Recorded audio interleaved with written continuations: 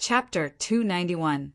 Although they didn't think that Black Lily was a threat to them, the player's warning made them realize that there might be a hidden enemy in the dark. As they moved forward, they kept scanning their surroundings to prevent any ambushes. Although their level would grant them powerful attributes, the members of the Cobra Squad believed that they could completely suppress the Black Lily in terms of techniques, no matter how high her level was. At that moment, on top of an 18-story building 500 meters ahead of the squad, Emily was lazily basking in the sun. She even had a cigarette she bought from Bakey in her mouth. After finishing the cigarette, she smirked and turned around to grab the Black Lily's kiss. She looked through the scope and started searching for new prey. Her line of sight swept across the buildings, and the advancing members of the Cobra Squad appeared in her line of sight. Prey. Although they were players, the law of the jungle was that the strong preyed on the weak. Not only was it a battle between players and hell creatures, but it was also a battle between players. At that moment, Emily was completely immersed in it. This was her hunting territory, so she naturally wouldn't go easy on the intruders. She started moving her gun around the group of players, looking for a target to kill first. Under normal circumstances, a sniper would choose to kill the long-range attackers first to reduce the pressure during the battle. However, Emily had absolute confidence in her skills. She chose to shoot the warriors that might come close to her first. Squinting her left eye, she pressed her index finger on the trigger and pulled it slowly. Bang! The charged bullet left a blue trail in the air, accurately hitting the head of one of the Cobra Squad members. Player Rock has been killed by you. Critical damage. At the same time, a row of red numbers appeared above the player's head. 1823 Rock's sudden death shocked the Cobra Squad. However, they had a strong sense of combat. Realizing that there was a sniper, they immediately spread out and looked for cover. Looking at the wound on the mech, Johnson's face darkened. He then made a series of hand signals. There's a sniper at 2 o'clock. Cover our advance.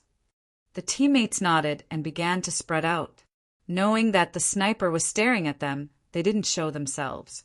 Instead, they began to change their positions. After the team members dispersed, Johnson clenched his fist attack. The 10 members who had also switched their weapons to sniper rifles appeared at the same time. They pointed their muzzles in the 2 o'clock direction and began to shoot, covering the advance of Johnson and the others. Johnson immediately led the 3 melee fighters and 3 support fighters toward the abandoned vehicle in front of them. After Johnson and the others dodged, the 10 snipers crouched down at the same time. Their idea was undoubtedly correct. They covered Johnson and the others with their shooting. But what puzzled them was that the sniper at 2 o'clock had disappeared. Realizing that the enemy snipers might have changed positions, the 10 snipers at the back began to communicate through hand signals.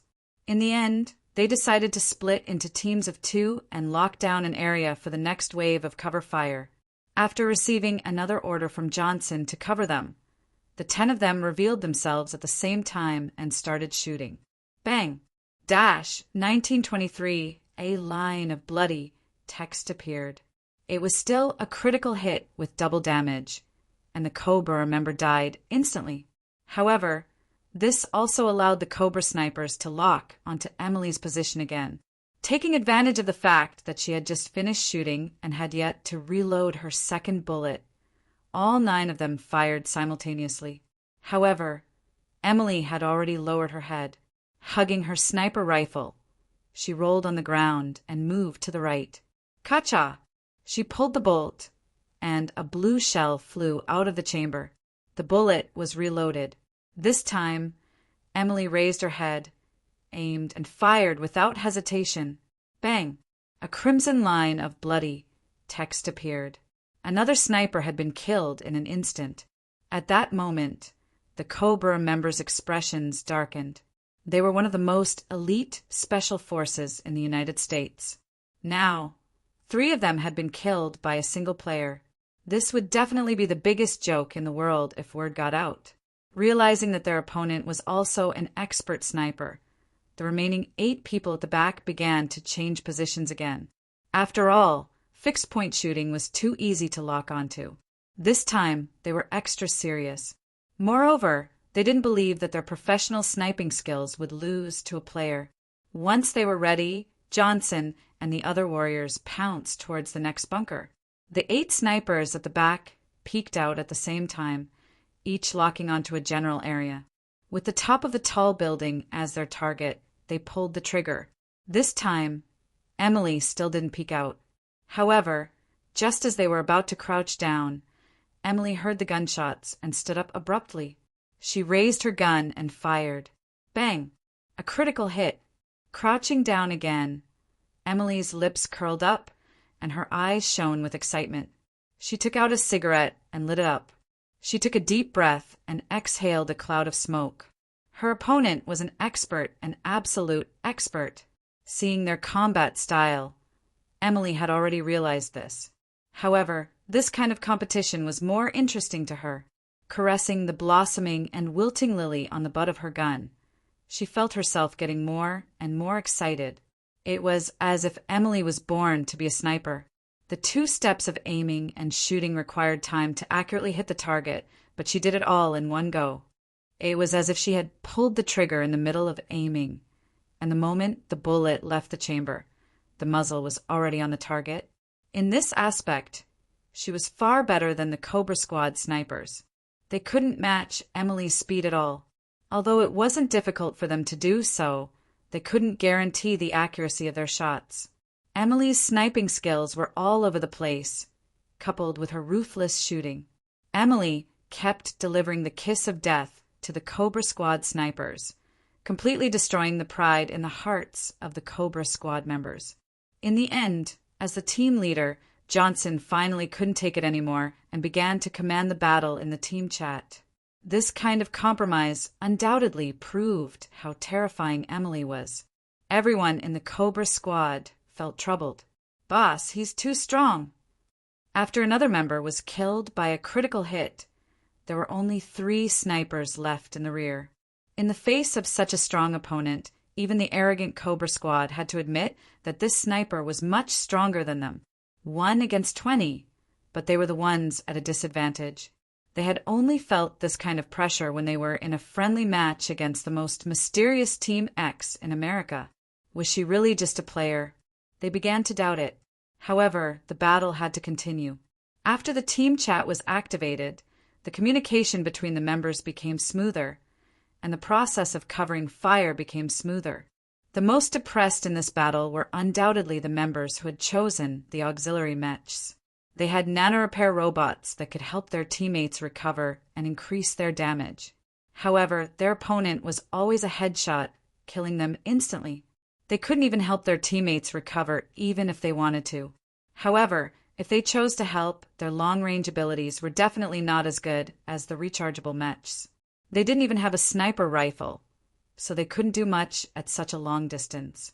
In the end, the Cobra Squad discussed and decided to let the members who had chosen the auxiliary mechs act as live targets to attract the enemy's firepower.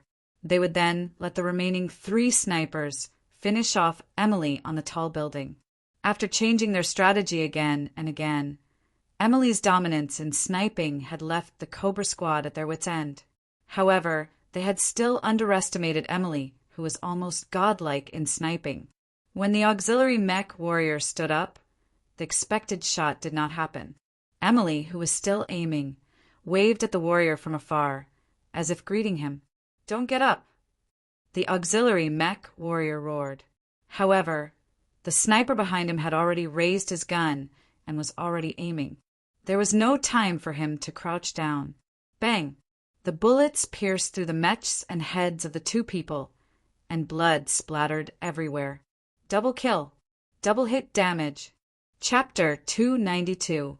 This game wasn't developed by our country, so we can't investigate its internal data, the commander shrugged helplessly. Sniping information note. In 2318, she had a sniping contest with the X-Unit fireman, who was protecting the important members of the parliament. Mission status.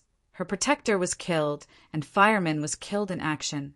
Lu will use the artifact to connect with number 1. Sending Emily's coordinates and a picture of her character into his mind. Although he couldn't confirm if this person was a member of the organization, it was the same as the law of the Black Forest. If he didn't strike first, he would most likely perish.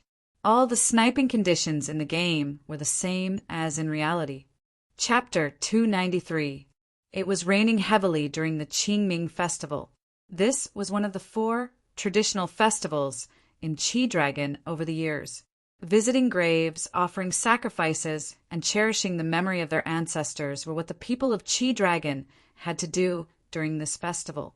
In the morning, compared to the other 2 regions, the number of players in Beiki had decreased significantly. Most of them had gone out to worship their ancestors or go for an outing. In the afternoon, after the players returned from worshiping their ancestors, Lu Wu released the announcement for the Qingming Festival. Game notification. Qingming Festival Lonely Grave Sacrifice Trailer. Description: between 8 p.m. and 12 p.m., the lonely graves of the warriors who have passed away in the River of History will be refreshed all over Beiki. Players can use an unlimited number of tributes to sweep the lonely graves during the mission period. Once the sacrifice is completed, they will receive the mission item Lonely Soul's Gift. Note: the same lonely grave can only be swept once. Each lonely grave can only be swept by 1,000 players at most. Once the limit is reached, the lonely grave will disappear. Reward: Lonely Soul's Gift X1 can be exchanged for 20 soul coins. Lonely Soul's Gift X5 can be exchanged for a level 100 blue equipment, optional. Lonely Soul's Gift X20 can be exchanged for a level 100 purple equipment, optional. Lonely Soul's Gift X50 can be exchanged for 5 level 3 spirit cleansing pills. Each pill can permanently increase endurance by 8 points. Lonely Soul's Gift X100 can be exchanged for the special title Wandering Comforter. 10 free teleportations per day. Special reward. Need to explore during the mission. Battle Online's activities always filled the players with anticipation. The players were very excited when they saw the announcement for the Qingming Festival because the stingy evildoer group was going to bleed again. Lu Wu had also meticulously prepared for this event. It was not as simple as using artifacts to simulate the scene like in the past. For this event, Lu Wu had spent a total of nearly 10 million soul coins. With the help of Bei Li, he had materialized all the famous graves of the heroic spirits in Beiki since ancient times. Lu Wu had also temporarily released the many heroic spirits in the Hall of Heroic Spirits.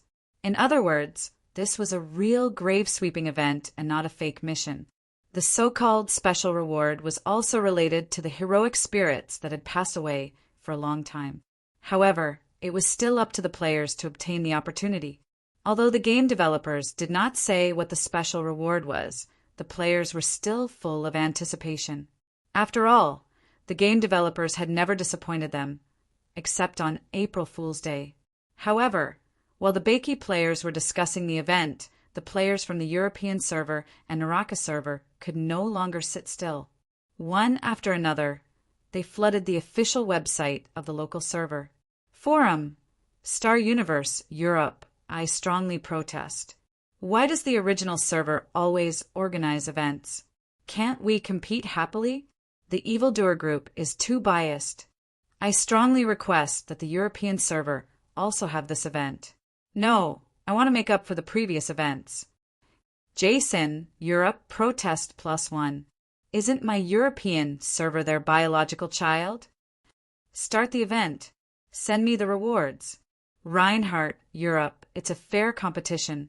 The original server is already so strong, and they're still organizing events. Please weaken the attributes of the local server players and strengthen the attributes of the European server players. Seer, hell, that's enough.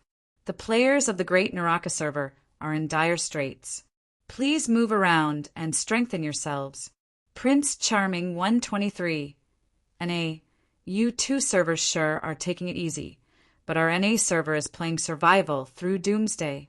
I've died almost 100 times since the server opened. This game's difficulty is driving me crazy. Please strengthen the NA players. Weaken the European server and the original server. Crayon_Shinchan. Look, a group of flustered and exasperated foreign server players are protesting. You're right. The original server is the real sun. Laughing emoji. Shuili_the_strongest. That's enough, you guys. You don't even know what the Qingming Festival is, and you still want to organize an event. Stop it, or else we won't be merciful during the next server war. Laughing emoji. Watermelon_Taro. Stop crying. Let's talk about the European server first. With the evil king, the boss of the Ghost Emperor realm, taking care of them, life is very comfortable. However, our Beiki doesn't even have a Ghost Emperor realm expert. Are we crying? Laughing emoji. Let's talk about the Naraka server. Your server is a combination of many states. Let's not talk about the large number of people. Don't you know how advantageous your growth system is in the early stages? Our Beiki server is not so comfortable when it opens. As for the difference in strength that you guys mentioned, who can we blame for having so many cheats in our server? This is our own strength, okay? Self-righteous emoji. It has nothing to do with the officials.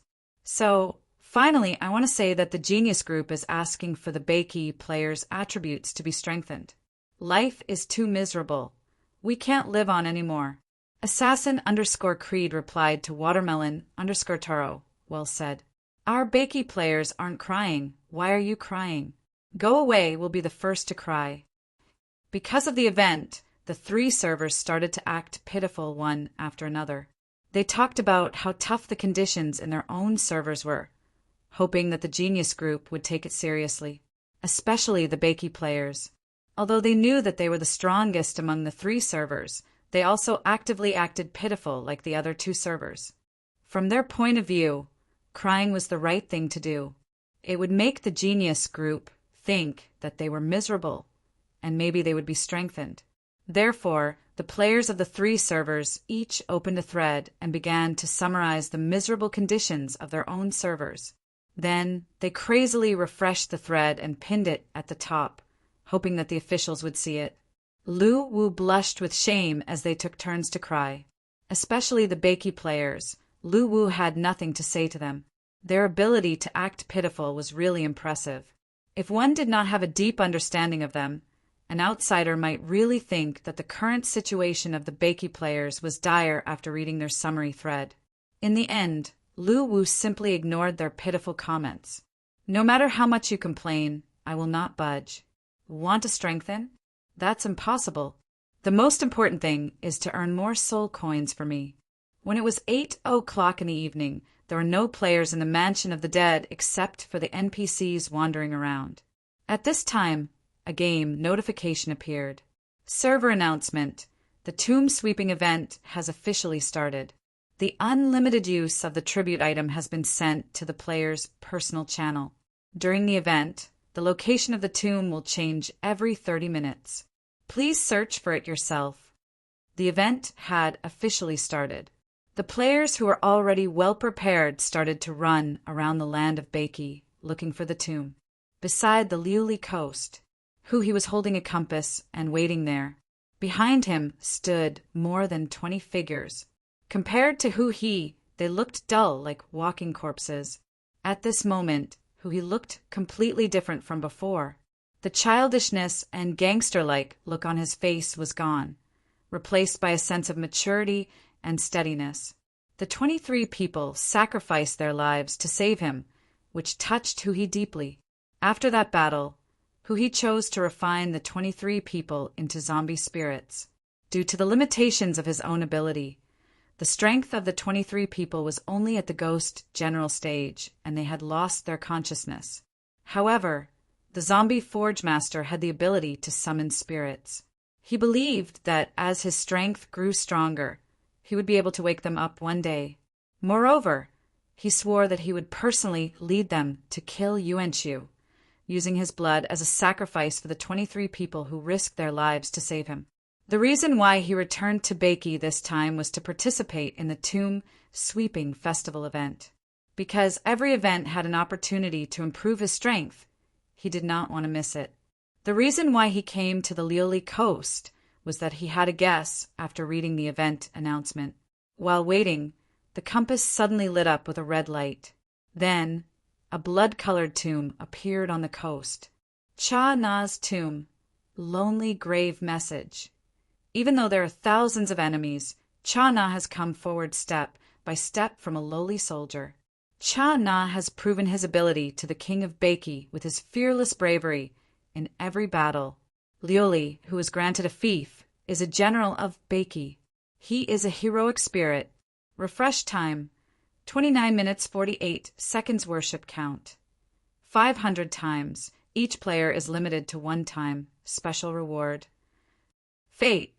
Looking at Cha Na's lonely tomb, who he suddenly smiled. He knew that his guess was right. Then he turned his head to look at Cha Na's zombie spirit, thinking of bringing Cha Na's zombie spirit to worship Cha Na's lonely tomb. He felt that it was inappropriate. After thinking for a while, he took out the tributes and placed them in front of Cha Na's lonely tomb. He waited for the 1-minute ritual to be worshipped. Just then, the shadow of Cha Na in armor appeared. At this moment, he seemed to see the scene of Cha Na fighting a bloody battle on the battlefield. The sound of fighting echoed in his ears. I am Cha Na. I will definitely become famous one day. In the scene, the shadow of Cha Na waved his fist toward the sky. His eyes were filled with determination and perseverance. Although he knew that it was just an NPC, he could still feel the image of a real person. He sighed. As the tributes burned, he slowly bowed toward Cha Na. Brother Cha Na, I'm sorry. I stole your head. After straightening his body again, Hui's eyes flashed with a hint of determination. But don't worry, Cha Na. I, Hui, will definitely become the strongest in the future. I will not bring shame to your bravery when you were alive. As if he had heard Hui's reply, the shadow of Cha Na on the lonely tomb suddenly burst into flames. Then, the shadow swung its right fist toward Hui. Seeing this, Hui did not make any strange movements. He just stood there quietly. The burning fist stopped at the tip of Hui's nose. After a short confrontation, the shadow of Cha Na suddenly retracted its fist. At this moment, Hui thought he could hear Cha Na's hysterical laughter. Then, something happened that surprised Hui. The burning shadow of Cha Na suddenly detached itself from the lonely tomb and jumped into the body of Cha Na's zombie spirit. Server announcement. Congratulations to player Hui for obtaining the recognition of Cha Na's remnant soul during the sacrifice of Cha Na's tomb. He has triggered an opportunity and obtained Cha Na's spirit incomplete. This announcement sent the players into a frenzy. They did not expect the lonely tomb to be the tomb of a warrior who had died in the game. Suddenly, a large number of players started rushing toward Lioli Coast. Each of them ran as fast as they could, afraid of missing the opportunity. After all, each tomb could only be swept 500 times. Looking at the zombie spirit of Cha Na, whose eyes gradually lit up, he was stunned. Cha Na's zombie spirit, half-step Ghost King realm. Zombie spirit information. A zombie spirit personally refined by player Hui. A total of 3 bodies were integrated, namely Cha Na's head, Peak Ghost General, Mu Ti's remnant body, late Ghost General, and Daybreak Ho, mid-Ghost King realm. Zombie spirit status. Under the stimulation of Cha Na's remnant soul, Cha Na's zombie spirit has been upgraded. It has developed basic spiritual intelligence and advanced to half-step Ghost King realm. It has developed spiritual intelligence. Hui did not expect that he would be recognized by Cha Na's remnant soul with just a simple sweep of the tomb, triggering the opportunity. After taking a glance at Instant's tomb, Hui took a deep breath and bowed once again. I will keep my promise. Even if you were once my enemy, we are now comrades. Cha Na's tomb, which had lost its remnant soul, did not respond this time. The tributes below had been burned to ashes, and the quest completion notification appeared. Completed the sweep of Cha-Na's tomb. Quest item, Gift of the Lonely Soul obtained. After taking another deep look at Cha-Na's tomb, Hui took out the compass, turned around, and left. After this promise, Hui felt that the burden on his shoulders had become heavier. However, he did not regret it, because from now on, he wanted to be the strongest. After Hui left, a large number of players arrived one after another. However, the information on Cha-Na's tomb had changed. The question mark in the column for the special reward had disappeared. It was replaced by the person who obtained the opportunity, Hui. Although the players who came later felt that it was a pity, they continued to sweep the tomb of their former enemy.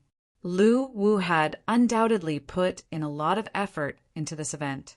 Apart from the ones in the Hall of Valiant Spirits, the other graves of the valiant spirits that were scattered all over Beiki were summoned by him by burning soul coins. As for whether the opportunity could be grasped, it all depended on whether the players could obtain the recognition of the valiant spirits during the sweep. However, this Tomb Sweeping Day event was undoubtedly a success. The players were very involved in the quest, and there were also players who obtained various opportunities, some strong and some weak. However, Lu Wu was disappointed that none of the players obtained the inheritance of the valiant spirits. After all, some of these valiant spirits were once powerhouses of the Ghost Emperor realm. It was extremely difficult to obtain their recognition. Even Lu Wu could not provide any help. Everything depended on the players' own efforts. The word opportunity was the core of this event. Whether one could obtain the recognition of the valiant spirits was a very vague concept. Perhaps it was like what happened to Hui, who only needed to say something inadvertently to resonate with the remnant soul of the valiant spirits and obtain their recognition. Or even if the valiant spirits felt that they were fated, the players did not need to do anything before they took the initiative to grant the opportunity. Even so, the players did not know that after knowing that there was a reward for the opportunity, they became extremely devout when they swept the graves. Every one of them wanted to obtain the recognition of the valiant spirits and obtain the opportunity. There was even a silly player who knelt in front of a valiant spirit's grave that he did not even know and wailed loudly, just to move the owner of the grave and grant him the opportunity. During this period, the players did all kinds of tricks. Even Lu Wu, who was observing from behind the scenes, felt embarrassed for them. Chapter 294. The Tomb Sweeping Day event officially came to an end at midnight.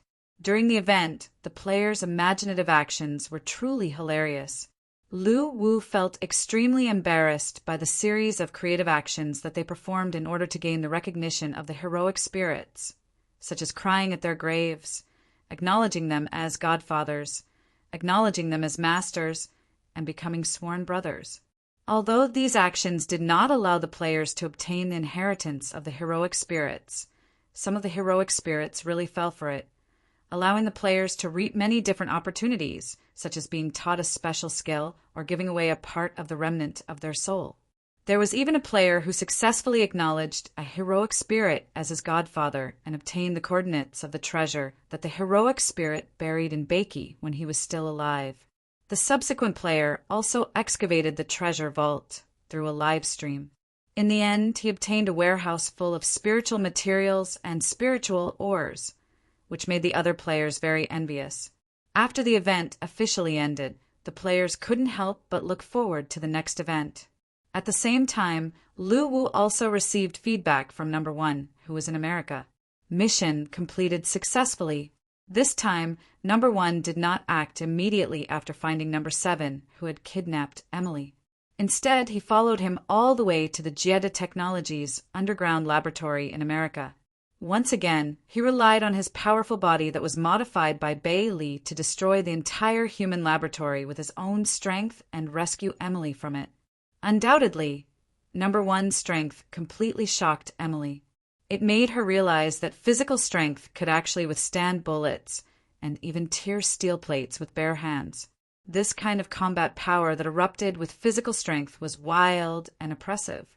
While Emily was subdued, She also felt a desire to worship him from the bottom of her heart. The scene of a hero saving a damsel in distress was useful everywhere. Although Emily had been famous in the world of assassins for a long time, she was still a young girl who had just reached the age of 20.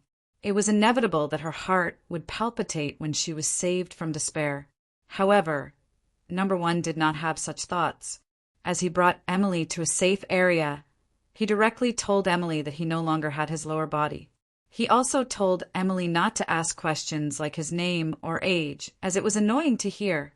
Number 1's words cast a shadow over Emily's heart. Could it be that a man must not have his lower body if he wanted to become stronger? Thinking of Number 7 and the man in front of her, Emily felt a chill in her heart. The next day, the players' lives were back on track. At this moment, Luwu was leisurely eating spiritual fruits and drinking spiritual tea brewed from the spiritual spring. At the same time, his eyes were glued to the official forum, reading the daily discussions of the players. While browsing, the content of a post caught his attention. It was because of the anti-addiction setting that Luwu had added in the game. Please remove the anti-addiction setting. Don't old aunties from 2006 have human rights? I strongly protest. I want to play games. Author, Pink Rabbit, tweet content. I'm 13 years old, in the 3rd year of junior high school. I can be considered half an adult. I love playing games and accidentally came across Battle Online. As a result, I'm completely addicted to it. However, what the hell is this 5 hours of anti-addiction? What era are we in now? Why do you still have anti-addiction settings? Don't you know that we young people are the main force of this game? Protest! Protest! At the bottom of the post, there were many young players who agreed with it and adult players who despised it.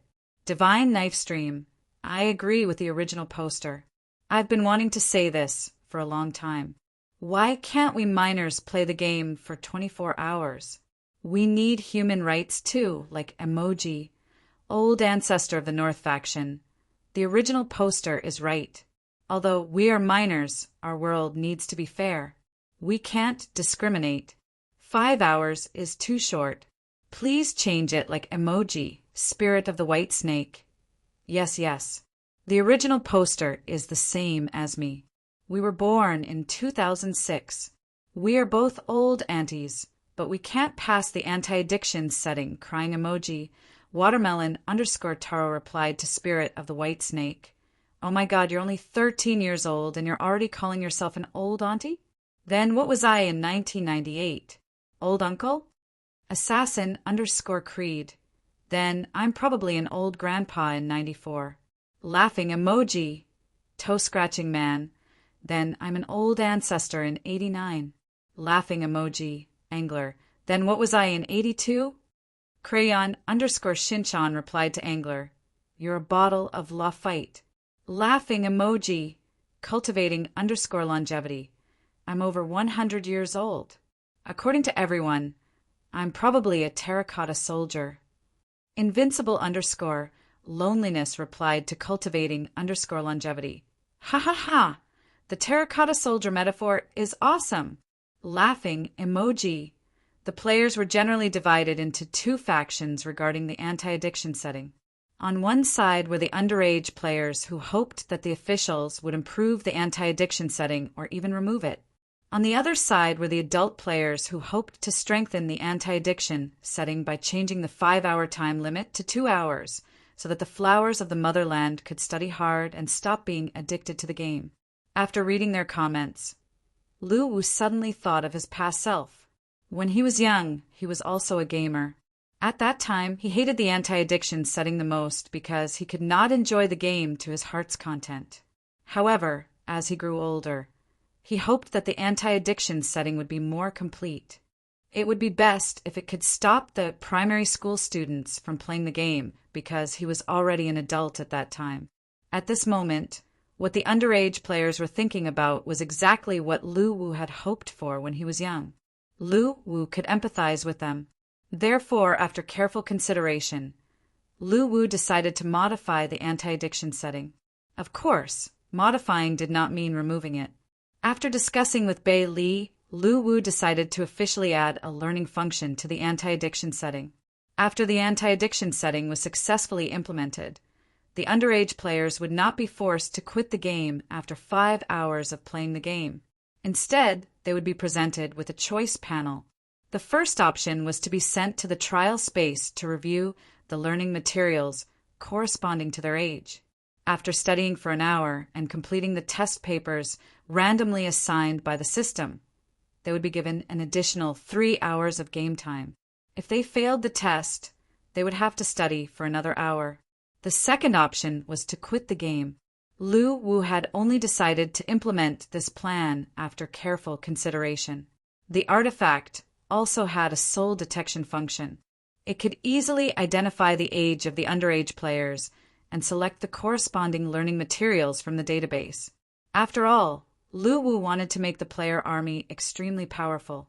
Naturally, he understood that the underage players would be one of his future development forces and the foundation for sustainable development.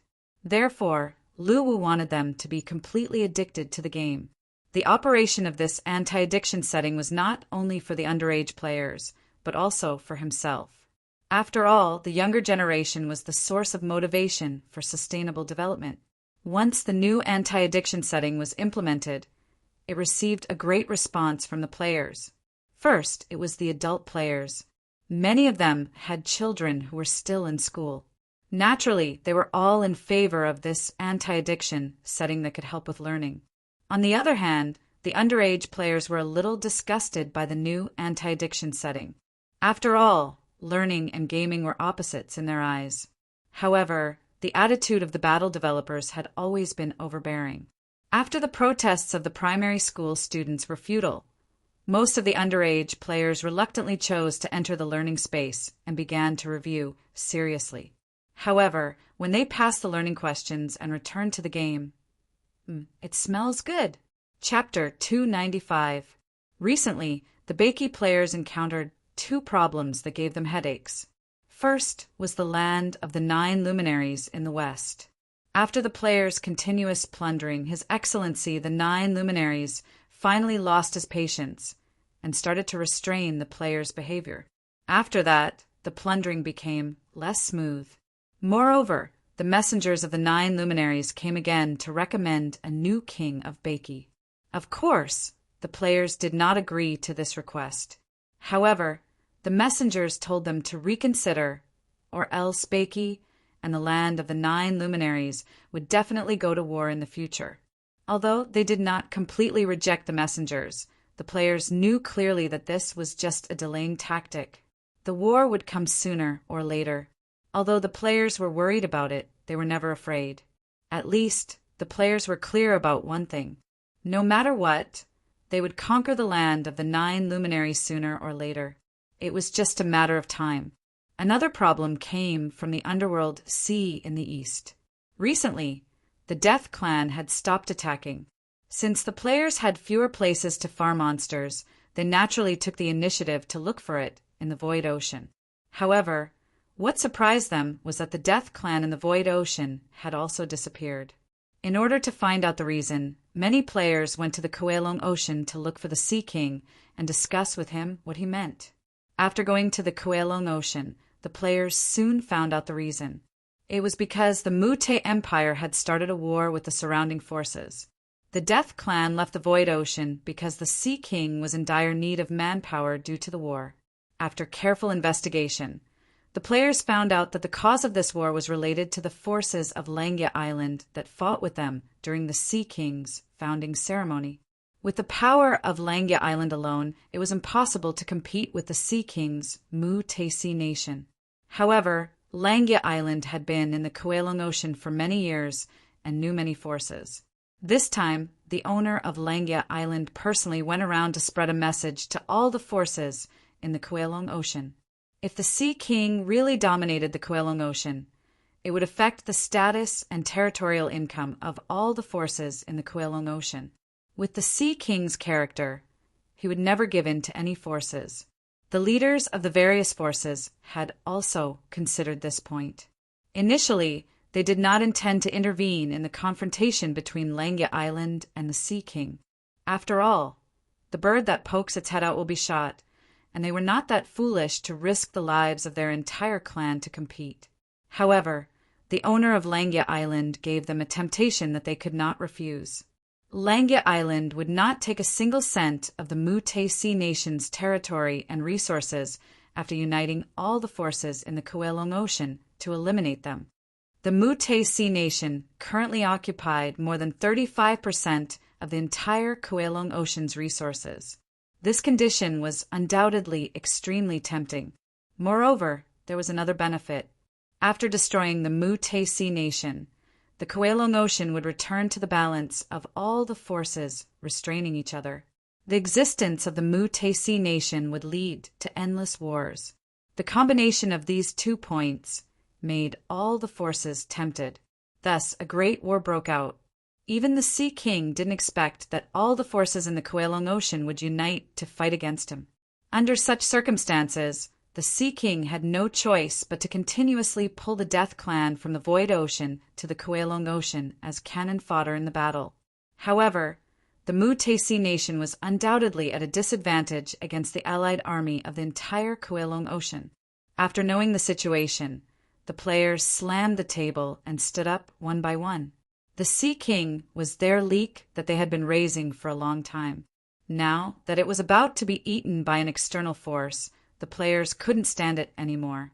To the players, the current situation was akin to pests appearing on the leek during its growth. As old farmers, they naturally had to eliminate the pests so that the leek could continue to grow. Therefore, after a discussion among the players, a large number of Spectre warships gathered at the Liuli Ocean and were ready to go out to sea to wreak havoc. At the same time, the report written by the commander of the 5th Military Zone of the United States was approved by the higher-ups. Battle Online was officially promoted to the entire United States Army. Before this, they had a deep understanding of Battle Online and confirmed that dying in the game would not cause mental damage to the players. They had also conducted a comprehensive operation and testing of the Black Sea Corporation's gaming pods. After these 2 points were confirmed, it was naturally not a problem to promote the game to the entire United States Army.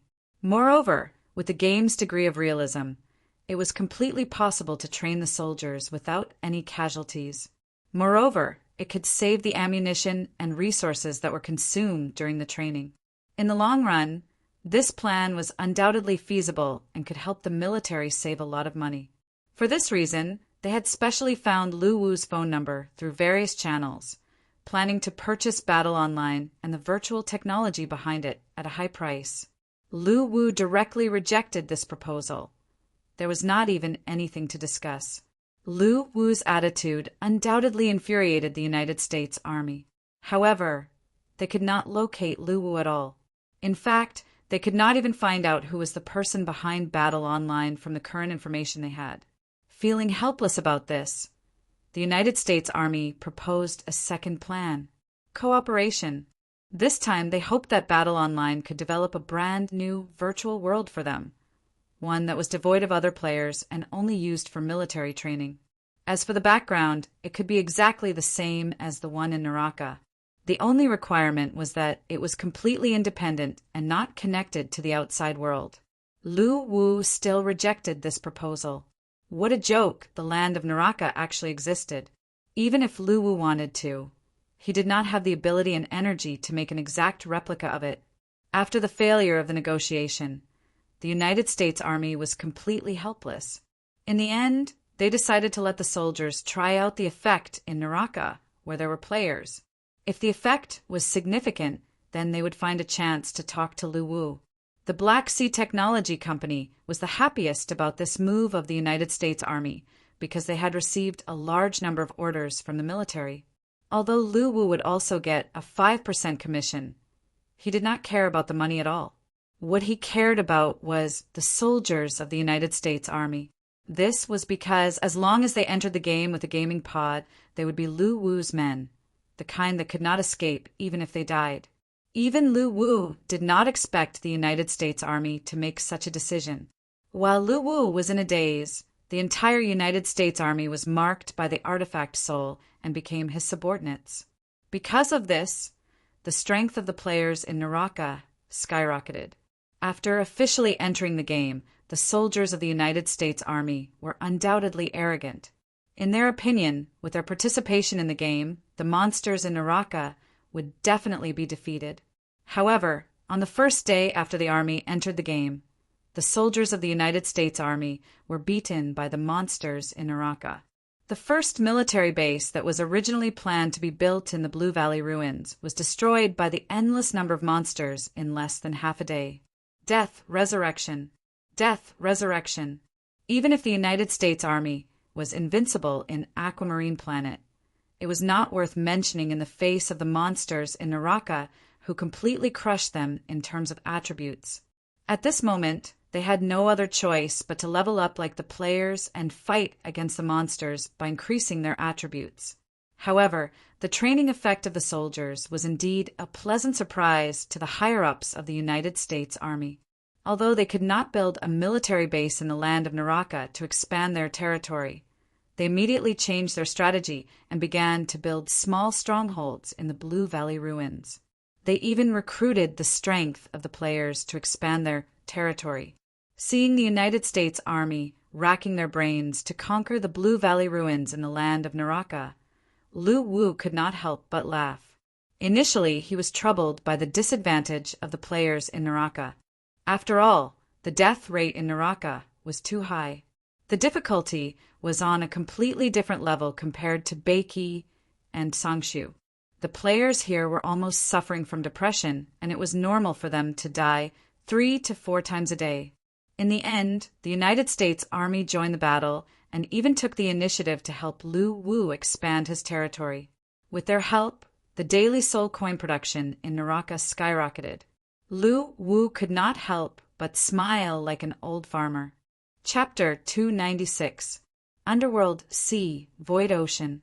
Above the Void Ocean, a huge fleet of players consisting of hundreds of thousands of Spectre warships and millions of Spectre ships was slowly advancing toward the Kowloon Ocean.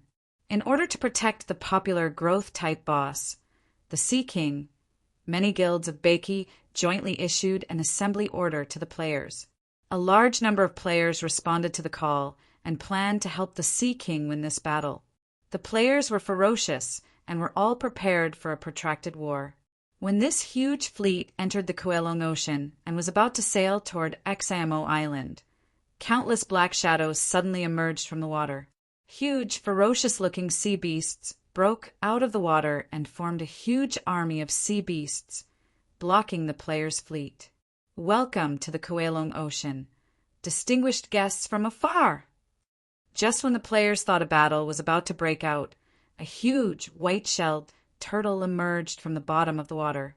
The one who spoke was an old man with white hair and a beard standing on the back of the turtle. This person had a sage-like demeanor, and he held a 9-segmented cane in his hand. He had a benevolent expression on his face, and he gave off a sense of familiarity. However, the players had the ability to analyze, so they immediately recognized this person's identity and became vigilant. Langya, Ghost King Peak. Character details: the owner of Langya Island, one of the 3 top forces in the Kowloon Ocean. He was originally the guardian divine beast of the Broken Wave Palace in the Kowloon Ocean. He betrayed the Broken Wave Palace under the temptation of the enemy's benefits and revealed many of the Broken Wave Palace's secrets against the enemy, causing the fall of the Broken Wave Palace. After that, he betrayed the forces he was loyal to several times and finally built Langya Island step by step with the resources he accumulated. Character status: normal. The players sighed when they saw Langya's information. They didn't expect this amiable-looking old man to be a cunning old fox who liked to play dirty. They couldn't help but feel ashamed of him. Therefore, in the players' opinion, Langya must have come with bad intentions, so they didn't treat him nicely. Seeing that the players had all the cannons on the warships aimed at him, Langya looked a little embarrassed. He spoke again. Distinguished guests, welcome to the Kowloon Ocean. Can we sit down and talk if there's any misunderstanding between us? Langya was still a little worried about the hostile attitude of the players. After the Sea King's nation-building ceremony, The existence of the players had already spread throughout the Kuelong Ocean. Hence, Lang Yin naturally knew about the existence of this force. After the war with the Sea King, Lang Yin was most worried about this mysterious force with an extremely powerful background. Now that they had completely suppressed the Sea King, victory would come sooner or later if this trend continued. However, the unstable factor was the players. They could not guarantee that this force that seemed to have a close relationship with the Sea King would help the Sea King. However, if the players were really willing to help the Sea King fight against them, then the victory that they could have won would be uncertain. Hence, Lang Yin wanted to rope them in. He had even made up his mind that he was willing to use 15% of the Sea King's territory's resources to negotiate with the players. His conditions were also very simple. As long as the player forces did not intervene, they would not even need to participate in the battle against the Sea King. This condition was extremely tempting, but Lang Yin wasn't confident at the moment. Lang Yin felt that he had underestimated the strength of this force when he saw the fleet that was made up of millions of warships. At the same time, he did not want to become enemies with the player forces. "What do you want to talk about?" Gu Yu looked at Lang Yin and asked on the deck of the leading myth realm warship. "I think we can't only be enemies. Perhaps we can become friends. In order to show our sincerity, I have specially prepared a generous gift for our distinguished guests." Lang Yin raised his hand and pointed at the giant tortoise below him. "Leader, can you come down for a chat?" Upon hearing this, the players looked at each other, and the few guild leaders in the channel began to discuss. They were not sure what Lang Yin was up to. After looking at Lang Yin's interface, they did not have a good impression of Lang Yin. They felt that he was not trustworthy at all. After a round of discussion, the leaders of the other guilds decided to bring a few people down to see what Lang Yin was up to. Lang Yin was stunned when he saw a few figures jumping down from the warship. He then looked at Gu Yu. In his opinion, Gu Yu was the leader of this force. He did not know why he brought so many people. "Don't misunderstand. I'm just one of the leaders," Gu Yu said immediately after stepping on the back of the giant tortoise. Upon hearing this, Lang Yin nodded in realization. Lu Chai, Gu Yu, Wu Guai Yi Shui, Lu Zhan, Yin Xiaoqi, and other guild leaders arrived. Lang Yin used his spiritual power to condense a conference table on the back of the giant tortoise for everyone to sit down. "Lang Yin, what do you want to talk about? Also, what's the generous gift you mentioned?" Gu Yu yawned while supporting his head with one hand. Lang Yin nodded after taking a glance at everyone present. "I'd like to ask everyone, what's your relationship with the Sea King?" Upon hearing this, the few people present had a complicated look on their faces. They did not know how to say it. After all, the Sea King lost his position as the overlord of the Void Ocean because of them. Otherwise, why would he come to the Kuelong Ocean to fight for sea power? Moreover, the Sea King lost his elder brother in the Battle of Beiki because of this. All these grudges, added up, could be considered as irreconcilable. Therefore, facing this question, everyone did not know how to answer for a while. "It's all right," Wu Goi said. Upon hearing this, the guild leaders present and the players who were eavesdropping in the live channel were all embarrassed. However, Lang Yin seemed to be extremely excited as this news was exactly what he wanted to hear. "Everyone, now let me talk about the generous gift I've prepared for you." As Lang Yin spoke, he waved his hand behind him. Suddenly, the thousands of sea monsters in the front row opened their mouths, revealing the spiritual materials and treasures unique to the Kuelong Ocean stored inside. "All these are for us." Gu Yu was a little surprised. "That's right, all these treasures are for you, but I have a condition." Lang Yin squinted his eyes as he spoke. Gu Yu and the others looked at each other. They already knew what Lang Yin was going to say, but they still said, "Lord Lang Yin, just say what you want to say. As long as you players don't participate in this battle, I and the other forces in the Kuelong Ocean are not only willing to offer you treasures and spiritual materials, we're even willing to give you 15% of the resources produced by the Sea King's territory every year." Lang Ye's meaning was very clear. He did not want the players to participate in the battle. If it was an ordinary force, they would not be able to resist Lang Ye's condition. After all, they could obtain treasures and resources without doing anything. This was an irresistible temptation for the forces in the underworld where the strong preyed on the weak. Unfortunately, Lang Ye had encountered the players. Although 15% of the Sea King's territory's resources was very tempting, how could the players be satisfied? To the players, the entire Sea King's force belonged to them. Giving them 15% was like dismissing beggars. At this moment, the players only had one thought in their minds. Regardless of whether it was the Sea King's force or the Lord of Lang Ye's, they wanted all the treasures. After all, the players never made a choice. Chapter 297. What do you think? Lang Ye asked expectantly when he saw Guyu and the rest remaining silent. All right, then we won't participate in the battle. We'll take these treasures with us and wait for 15% of your resources, Guyu said with a smile. Wait. Lang Ye suddenly spoke again. Dear guests, you can't take these treasures with you. But don't worry, we'll give you these treasures and 15% of the Sea King's resources after the battle. The cunning Lang Ye obviously did not trust the players, so he voiced out his thoughts again. What do you mean? Guyu frowned. Dear guests, since I've expressed my sincerity, then this is the sincerity you should show me. I'll definitely give you a generous gift. However, it's only a verbal agreement and we can go back on it any time. So, you can't take these treasures with you for now. Once the battle with the Sea King ends, these treasures and spiritual materials will not be missing. Lang Ye's suggestion stunned the players. They obviously did not expect Lang Ye to do this. Initially, the players planned to trick these treasures into their hands first, but it was obvious that this trick did not work on Lang Ye. Dear guests, don't worry. I, Lang Ye, have a high status in the Kowloon Ocean. I'll never lie to you. Lang Ye added with a smile, as if he saw the dissatisfaction in Guyu and the rest. Upon hearing this, the players knew that Lang Ye could not be tricked. It was unrealistic to fall out with him after getting the treasures and spiritual materials. Hence, Guyu and the rest gradually smiled as Lang Ye looked at them with anticipation. Since they're not giving, then they'll rob them. Brothers, rob him. Following Lu Chai's roar in the regional voice chat, all the charging cannons that were aimed at the sea monster army fired.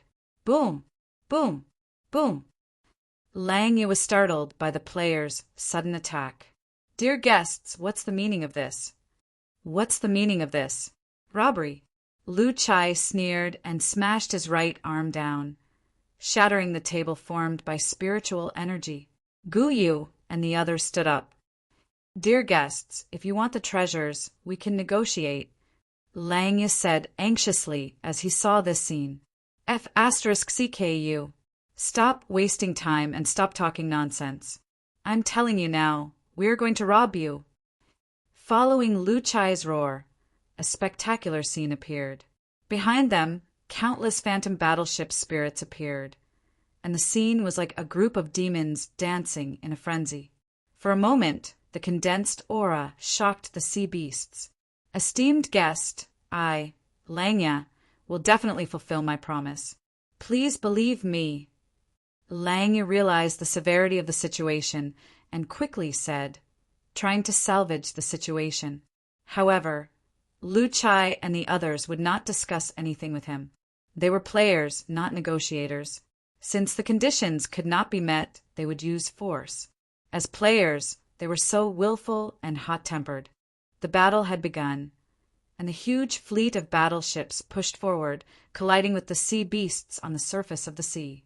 This battle was going to come sooner or later. Since he had encountered it, he might as well fight. Seeing the player clan's attitude, Lang Ye suddenly remembered what his subordinate had reported to him. The temperament of the players was hard to fathom. They would fight to the death with a single word of disagreement. Everyone, fight back with me. At this moment, Lang Ye's face was gloomy. However, in the face of an attack, he would not sit still and wait for his death. Immediately, the sea beast army began to fight back. Retreat! Following Lu Chai's words, other than Guyu, the rest of the guild members immediately turned back and leaped toward the battleships. Seeing this, Lang Yu waved his right arm forward, and 3 streaks of light from his sharp claws suddenly slashed toward Lu Chai and the others. Since the battle had begun, he would naturally not hold back. Demon God! Gu Yu's eyes turned red, and his body suddenly expanded. Scarlet flames covered the surface of his body. Gu Yu, who had transformed into the demon god, was about to face Lang Ye's attack and create an opportunity for the others to retreat. However, Lu Chai was 1 step ahead of him, and then crossed his right arm. Boom! The huge impact sent Lu Chai flying, but with the absolute defense of his right arm, he did not suffer any damage. Big Gu, let's go! Lu Chai immediately shouted in the live chat channel. Upon hearing this, Gu took a deep look at Lang Ye. The burning wings on his back flapped, and his body floated into the air, heading toward the myth realm warship. Where do you think you're going? After knowing that Gu Yu and the others were the leaders of this force, Lang Ye had the idea of capturing them to deter the players' army. Obviously, Lang Ye's strength was not comparable to Gu Yu's. He immediately caught up with Gu Yu, who was flying, but at this moment, Gu Yu suddenly turned around. Demonic God, stare! In the scarlet pupils, a ball of flame was constantly jumping. Lang Ye was caught off guard and was immediately hit. Suddenly, countless murmurs rang in his ears, and the past emerged. Those thoughts that made him sad, angry, depressed, and desperate all rushed into his mind. After all, this was the power of the demonic god. Even Lang Ye could not expel this thought from his mind for a while, and suddenly fell into endless pain. Tears flowed out of his eyes, and his body directly fell from the sky. Upon seeing this, Gu Yu gave him the middle finger, and then turned around and quickly flew toward the myth realm warship.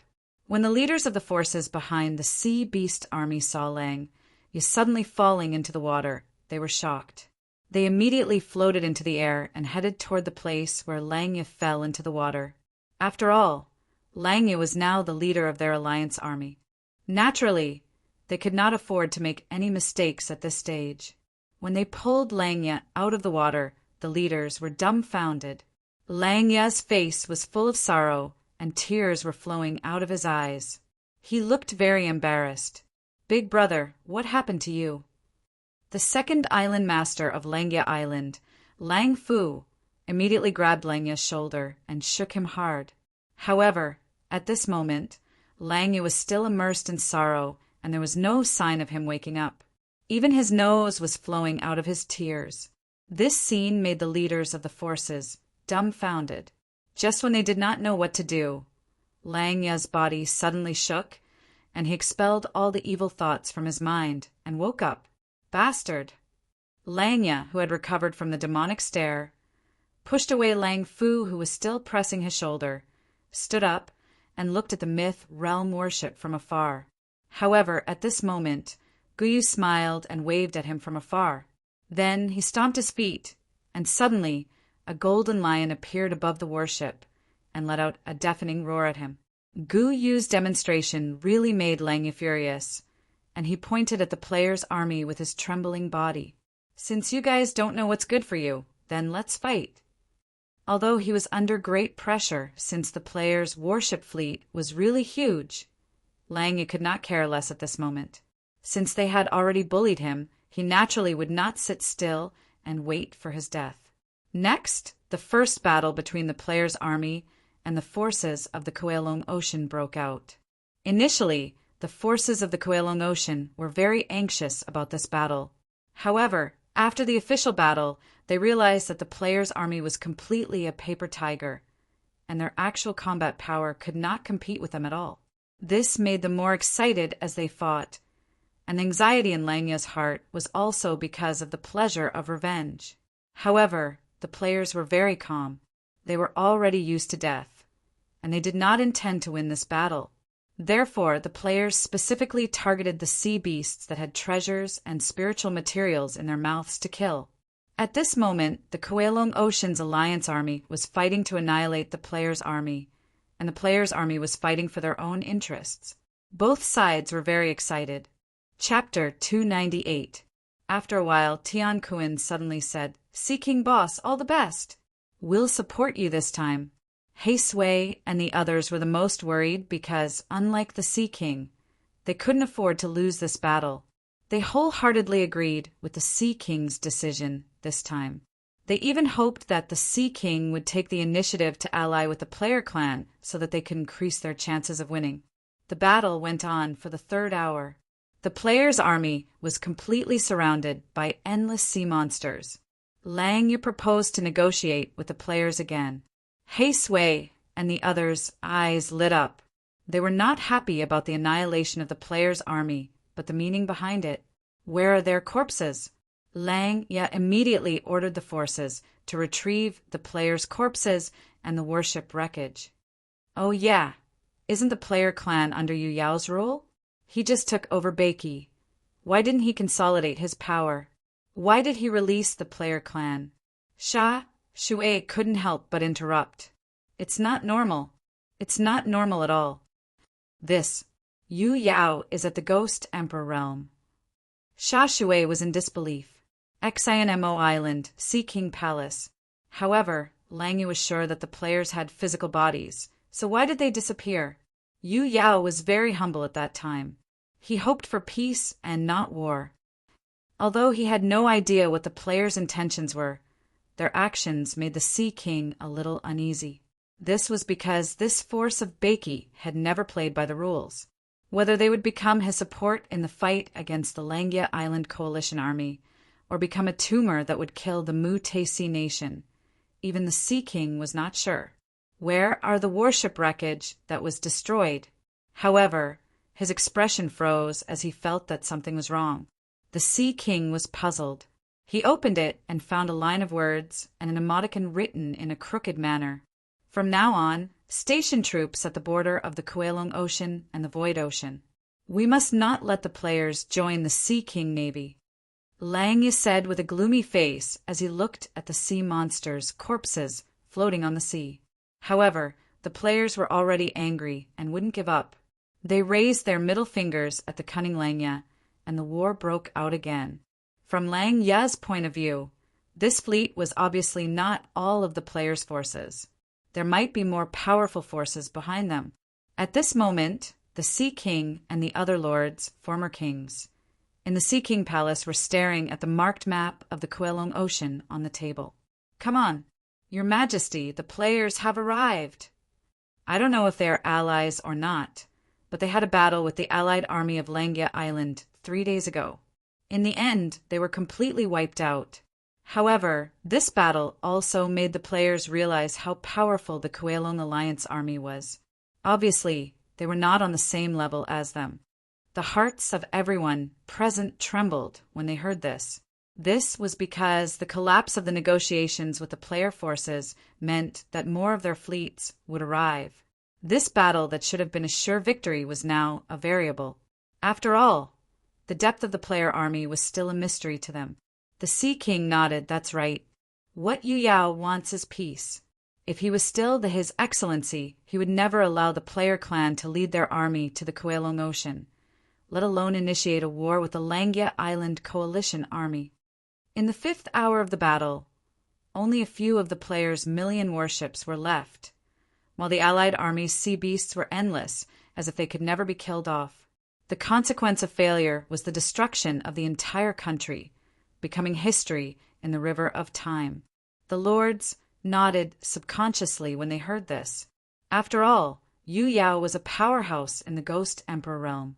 They had a deep impression of Yu Yao's easygoing attitude back then, but they could not help but sigh when they thought that he was gone just like that. Your Majesty, Langia, and the others have realized that we want to use the Death Clan to wear down their strength. They obviously did not hold back in the following battles. Obviously, they intend to take us down in one go. Hei Sui pointed at the previous battle point on the map and said with a worried expression, They were definitely going to lose. But the players were not depressed because the soul coins and experience points were increasing. To the players, this was much more important than any victory. This was the actual benefit. Therefore, the players continued to resist tenaciously and launched a life-and-death battle with the Kuelong Alliance army on the sea. All right, no matter what the player clan's purpose is, as long as they don't offend us at this stage, we must not take the initiative to become their enemy, the Sea King said after thinking for a while. However, the wreckage of the warship was made of spiritual materials and spiritual minds. How could it disappear? Why did they come? Are they enemies or friends? Hei Sui asked anxiously. In the end, the Alliance army began to retreat after their fruitless investigation. However, they left behind several forces to guard the area as a warning for the players' forces that might come later. Just as everyone was thinking about how to persuade the Sea King to let go of his hatred and join forces with the players, a soldier stationed in the outer palace hurried in and handed a letter to the Sea King. Just as the Sea King and the others were discussing how to arrange the defensive forces, Tian Kuan rushed in from outside.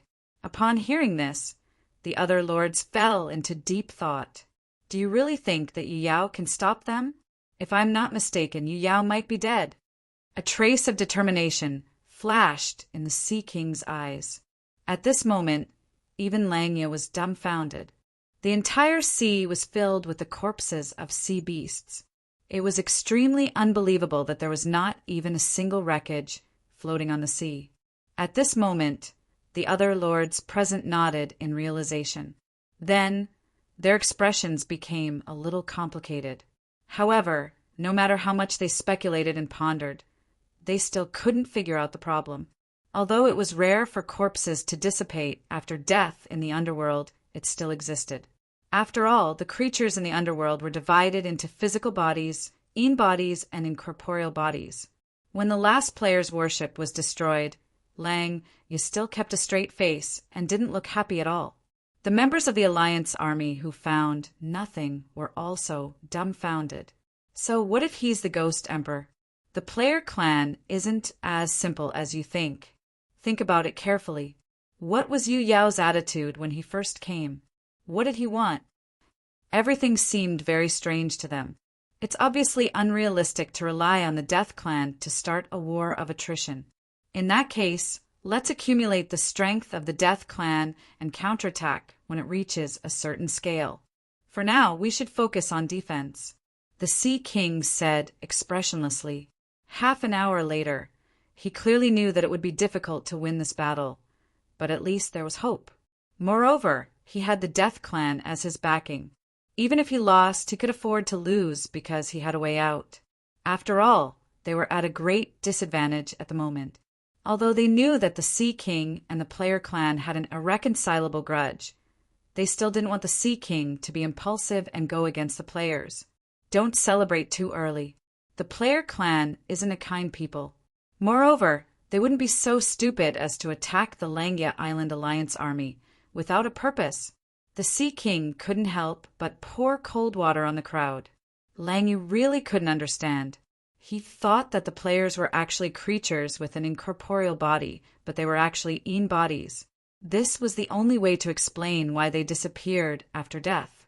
Most of the creatures that disappeared after death were incorporeal bodies such as ghosts and a small number of in-bodies. Due to the structure of these creatures' bodies being related to the rules of the underworld, their bodies would be decomposed after death and integrated into nature. Chapter 299. The veins on the Sea King's forehead bulged when he saw the emoticon and the word player written at the bottom of the envelope. This should have been something to be happy about. At least the players were on his side.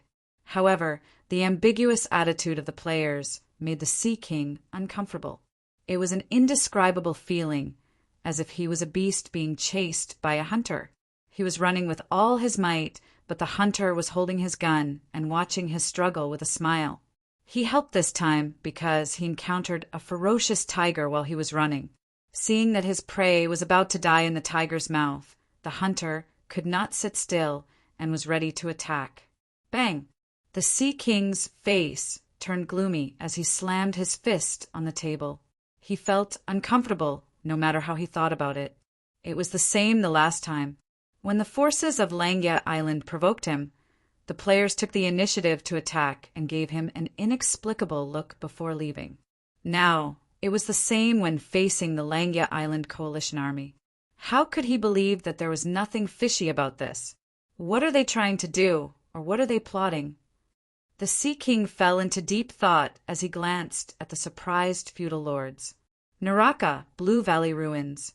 A man was hiding in a precarious house that looked like it would collapse at any time. He was crawling on the ground. There was a 2-meter-wide piece of paper on the ground, filled with various formulas and design drafts.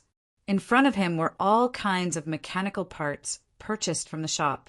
At the top of the huge design draft, there were 4 big words, the Fortress Project.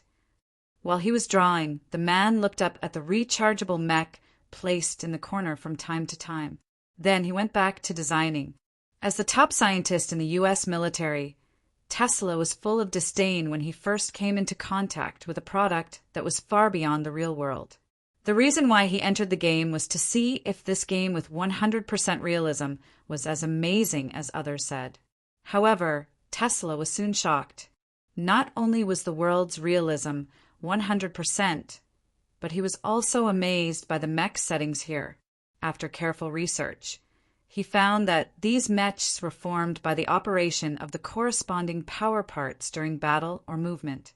For example, when jumping with the most common left leg, the power and components of the mech's left leg would start to operate while the kinetic energy of the other parts of the body would not operate along with it.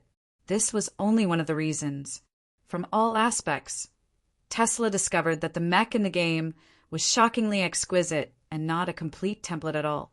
In order to find out the reason, Tesla simply dismantled his mech, and then he was dumbfounded. Apart from the mecha's core engine, which could not be disassembled, the interior of the mecha was actually pieced together by various mechanical parts of different sizes.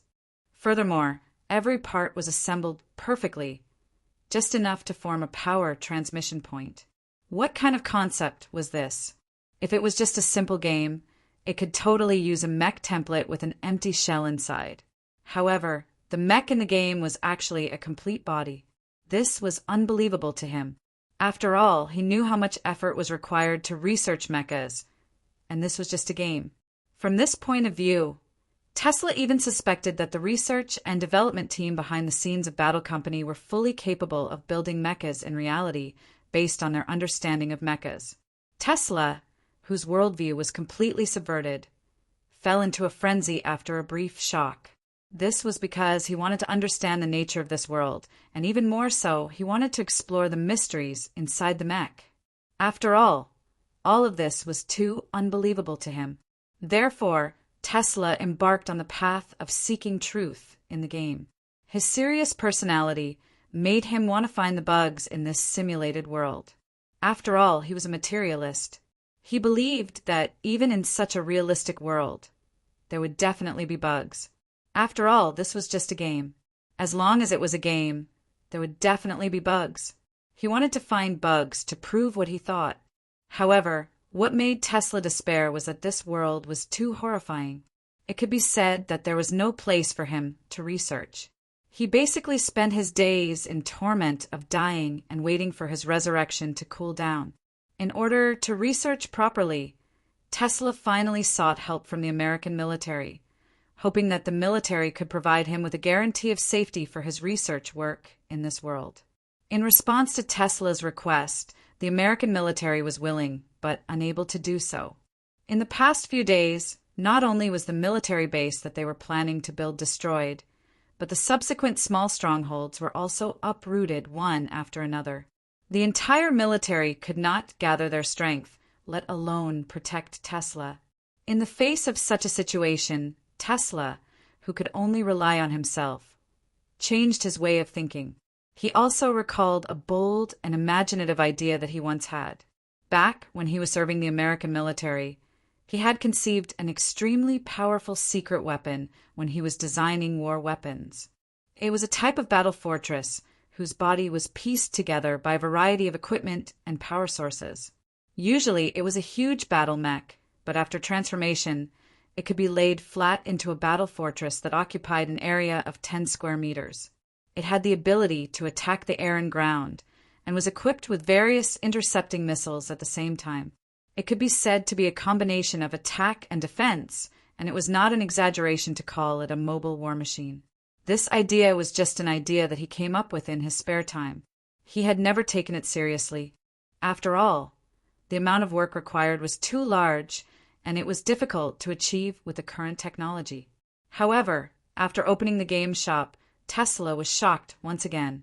At this moment, he even wondered if he was dreaming. Countless design drawings, the purchase of various new equipment, and the custom mech editing function that was hanging on the right side of the shop.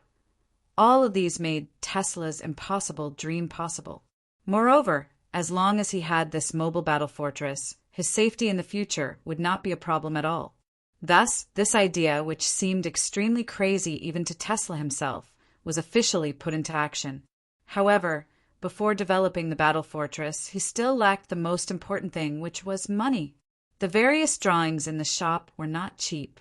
If he had to kill monsters and save up soul coins by himself, it would be impossible for him to do so in this lifetime with his ability. Therefore, in order to purchase a large number of drawings and equipment for research, he could only apply for a research grant from the American military's senior management. However, the grant was really difficult to approve. If it was not for his great value and the fact that he had played a key role in the American military's weapon development many times, the grant would definitely not have been approved. Even the senior management of the American military was shocked when they found out that Tesla was planning to apply for a $100 million grant. The military's highest-ranking officer personally called him to ask him what his idea was, and if he was going to design some secret weapon. Tesla was dedicated to scientific research and did not have any ulterior motives. Without hiding anything, he confidently said that he wanted to use all the money to top up the game and buy soul coins from the players. At that time, the highest-ranking officer was dumbfounded and even suspected that he was not awake. After all, he knew Tesla very well. He was a complete research maniac who did not even care about sleeping and eating when he was so immersed in his research. However, at this moment, Tesla told him that he wanted to apply for a $100 million grant to play the game. This completely subverted his worldview and made him feel as if the world had changed. Originally, the grant would definitely not be approved. However, Tesla threatened over 20 ongoing important projects and said that he would go on strike if he was not given the money to top up the game. He also said that he was playing the game solely for scientific research and that the grant was non-negotiable. Tesla was a core existence in these important projects. His threat made the powerful American military choose to compromise. They could only allocate $100 million for Tesla to use in the game. After all, they knew Tesla's temper very well. Once he had set his mind on something, it was difficult to pull him back. Threats were even more useless. The reason why he joined the American military was that the American military could provide him with the huge consumption needed for his research and development. At this moment, the senior management of the American military felt extremely complicated. Chapter 300. This was undoubtedly the most difficult part. In order to complete the transformation, Tesla even invited many of his old friends from the military to discuss with them how to carry out the transformation. After receiving the funding from the U.S. military, Tesla's plan could finally be implemented. With the powerful function of the shopping mall, Tesla completed the prototype of the fortress plan in a very short period of time. The next step was to actually assemble the parts. This impossibly huge battle fortress slowly revealed its basic form. The feature of this core power source was the continuous high-frequency power transmission, which was exactly what Tesla wanted. Although the price was extremely high, Tesla bought it without hesitation. For this reason, Tesla started a live broadcast, while the military's higher-ups were watching from the outside, occasionally expressing their opinions. In the end, because of his crazy actions, although he managed to gather enough soul coins for research and development, the soul coin market in Naraka had almost doubled, and it could not fall back in a short period of time. This scene really shocked the players who were watching the live broadcast. Obviously, the fortress mech was far more powerful than they had imagined. However, this was only the foundation. Tesla's concept of the battle fortress was not complete. Next was the construction of the defense system.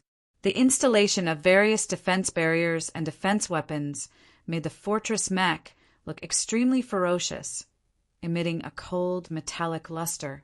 After running to a relatively empty area, the back of the fortress mech split open to reveal a launch port.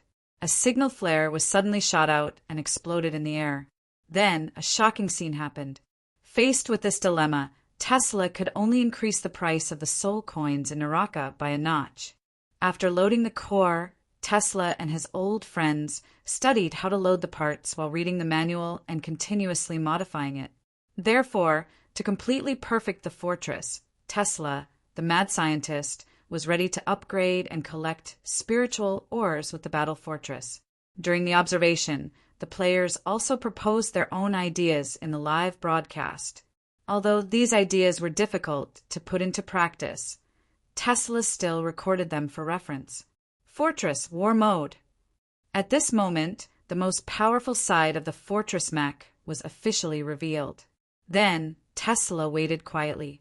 This mech basic manual was put up by Bailey to let the players in Naraka understand the mech's performance better. It was priced at 10 soul coins, but only less than 10 copies had been sold so far. First, he drew his own rechargeable mech on the blueprint in an analytical manner. Next, he had to think about how to integrate the contents of the blueprint with his rechargeable mech. Note: the game chamber is in the nutrient mode, which is directly absorbed by the body. There will be no need to urinate. Chapter 301. In war mode, the mech turned into a battle fortress, unleashing violent firepower in all directions. With the fortress as the center, the 50-meter radius became a forbidden area for monsters. All creatures that entered this area would be torn apart by the merciless rain of bullets. At this time, the 3 high-powered cannons finished charging and shot out from the fortress, smashing into the group of monsters. Suddenly, the surroundings were shrouded in white light. With that area as the center, a strong shockwave sent all the surrounding monsters flying. Boom! Boom! Boom! Flames dyed the sky. After a short pause, the fortress was fully activated again. In this state, the consumption of ammunition was extremely high. Tesla could only move ammunition boxes from the space and let the surrounding mechanical arms automatically take them and reload. This was the unlimited firepower mode that Tesla conceived.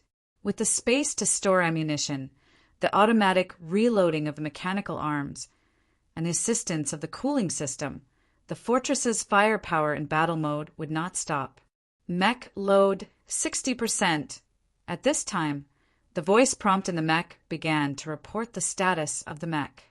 Increase firepower. Following Tesla's shout, the power system of the charging box operated at a high speed and began to charge the ammunition stored inside. Mech load 100%. The voice prompt appeared again. All the cannons and gun barrels began to turn red, gradually entering the overload state. The firepower and shooting speed increased at the same time. In this state, the 50-meter radius of the forbidden area began to slowly expand outwards. This scene left the players watching dumbfounded. They never thought that a player's modified mech could reach this level. Heaven's Beaker. Hell 666, I'm late. I want to know how he did it. Is this still a mech? Shock emoji. Prince Charming 123. Hell Pro. Definitely a pro. 36 weapons of mass destruction combined into one mech. What AF asterisk King Genius. Purple Gem. Hell damn, he's so strong. The upper right corner of the live stream shows that this player is only level 18. Why do I feel like he's level 118? Crayon _ Shinchan. Tisk TSK. Another pro in the server of Naraka. I'm really looking forward to the individual competition. Anyway, I can't participate. It's so interesting to watch you gods fight. Laughing emoji. Roasting underscore Jade underscore hair underscore hugging underscore Che. I was shocked when I passed by. This is a godly weapon for farming monsters. If this continues, my soul coins will skyrocket. Norse god of hammer. Hell, I didn't know that a mech modified by oneself could be so strong. I was wondering why there were so many designs in the shop. I'm so envious. Boss, please provide me with a modification plan. I want to modify it too, so envious. Crayon underscore Shinchan replied to Norse god of hammer. Forget it. I just watched the replay. He didn't eat or drink for a month, and this player is definitely a tycoon. He spent at least hundreds of thousands of soul coins to do it. Can you do it? Laughing emoji. The battle fortress built by Tesla completely shocked all the players in the live streaming channel. At this moment, the players realized why there were so many design blueprints in the merchant shop. Obviously, as long as they had the ability, the mechs they created would definitely be more powerful than the starter mechs. Even the players who had been uninterested in the modification were tempted. It could be said that Tesla's actions had ignited the players' passion for modification. Some rich players in the live stream room even directly offered a price, hoping that Tesla could help them build a battle fortress. However, Tesla wasn't watching the live stream at the moment. Instead, he was constantly observing the parameters on the panel of the mech, recording them and using them for the next modification. After all, this mech fortress was only the preliminary form of his idea. What he really wanted was a mobile battle fortress that was like a small base. It was undoubtedly difficult to achieve that level. However, there were still a lot of design blueprints in the merchant shop that he hadn't purchased yet. He believed that as long as he kept going, this idea would definitely come true. However, looking at the crazy consumption of ammunition, Tesla was also a little embarrassed. He was using soul coins, and the consumption rate was making him feel a little pain. After all, the military wouldn't give him any more funds. Fortunately, harvesting monsters was also increasing his soul coins. It was obvious that he was earning more than he was consuming, which gave him a lot of comfort. Under this crazy consumption, Tesla showed the audience watching the live stream what it meant to grind levels. He leveled up from level 18 to level 28 in half an hour, and his experience bar was still jumping crazily. The performance of the mech kept increasing, and its firepower was getting fiercer. This kind of grind made the players envious. The corpses of the monsters around him had started to pile up, but the monsters were still continuously attracted by the roars. There was even a Ghost Commander level creature. This Ghost Commander level creature braved the endless gunfire and entered the forbidden area of the fortress. Tesla was shocked when he saw this. He immediately aimed all his weapons at this Ghost Commander level creature. Boom! This Ghost Commander level creature was blasted away in an instant. Its body was badly mutilated as it flew backward. After sending this Ghost Commander level creature flying, Tesla changed the direction of the output of his weapons, forcing the monsters that were approaching him to retreat again. Tesla also started to record the parameters of the fortress during the battle, and compared the changes in the data for the next modification. The number of monsters was completely useless against this kind of defense that relied on extreme firepower. At this moment, Tesla was like an army on his own. Under the control of the mechanical arm, he didn't need to operate the supply of the entire fortress at all. He only needed to continuously send the ammunition boxes out of the space. 1.5 hours later, Tesla had already broken through level 40. This kind of leveling speed was like cheating, which made the players extremely envious. However, Tesla, who was in the center of the fortress, didn't think so. In his idea, a battle fortress equipped with more than 30 types of weapons was only a prototype. What he needed to do next was to continuously increase the strength of the mech and then install more weapons. After all, in his opinion, a battle fortress that couldn't be considered a real battle fortress if the number of weapons it could carry did not exceed 100. He even thought that, if the conditions allowed, he would try to install 1,000 types of weapons. When the time came, a battle fortress that could be laid flat and transformed into a battle form would occupy at least 1,000 square meters. Tesla's face revealed an infatuated smile as he thought about this. At this moment, at the top of a tall building 1,800 meters away from the battle fortress, Emily, who was taking an afternoon nap in the sun, rubbed her messy hair and slowly sat up, listening to the roars in the distance. Emily yawned and took out a cigarette with sleepy eyes. She lit it up and took a deep puff. Phew! After puffing out a cloud of thick smoke, she stood up and cast her gaze towards the area where the cannons were roaring. She immediately noticed the battle fortress that was resisting the endless tide of monsters. After staring blankly for a moment, Emily was clearly shaken by the mechanical fortress. This kind of violent firepower was completely different from her style, but it was obvious that the battle mode of the fortress was more shocking. However, at this moment, Emily slowly raised her kiss of the black lily and aimed her gaze at the egg-shaped silver defense shield in the center of the battle fortress through the eyepiece. After looking at the value of the wind speed and the visual deviation caused by the light, Emily smirked and immediately pulled the trigger. Bang! Player Tesla has been killed. Critical hit. After completing the kill, Black Lily yawned again and mumbled, "So noisy." The screen gradually darkened, and the kill notification resounded in his mind. At this moment, Tesla was dumbfounded. The players in the live stream, on the other hand, were laughing and typing "show off," "failed to show off," and so on. Chapter 302. Tesla was completely dumbfounded by his sudden death. He looked at the kill notification on the screen and realized that he was killed by a player. Tesla was even more dumbfounded. He had built the battle fortress to fight against the endless monsters in Naraka in order to research and survive in this world. However, he was killed by a player this time. Tesla was speechless. After a moment of silence, Tesla was ready for revenge. "Anyone who stands in my way must die." Although Tesla was killed, his action of developing the battle fortress had a great impact on the Naraka server. Most players were interested in modifying mechs. Moreover, Tesla was not the only one who had professional experience in this field. Soon, a mech modification association was established in the Naraka server forum. The association only recruited talents with professional knowledge. Every day, the topic of discussion was how to modify mechs and improve their performance. Moreover, the association had posted suggestions and blueprints on the forum for other players to use. It received a lot of good reviews in the Naraka server forum. Apart from that, the military of the United States encountered another problem that gave them a headache. After Tesla applied for funding to play the game, the researchers who worked with Tesla collectively requested the military of the United States to provide them with gaming pods. They also wanted to play the game battle online. The reason was simple.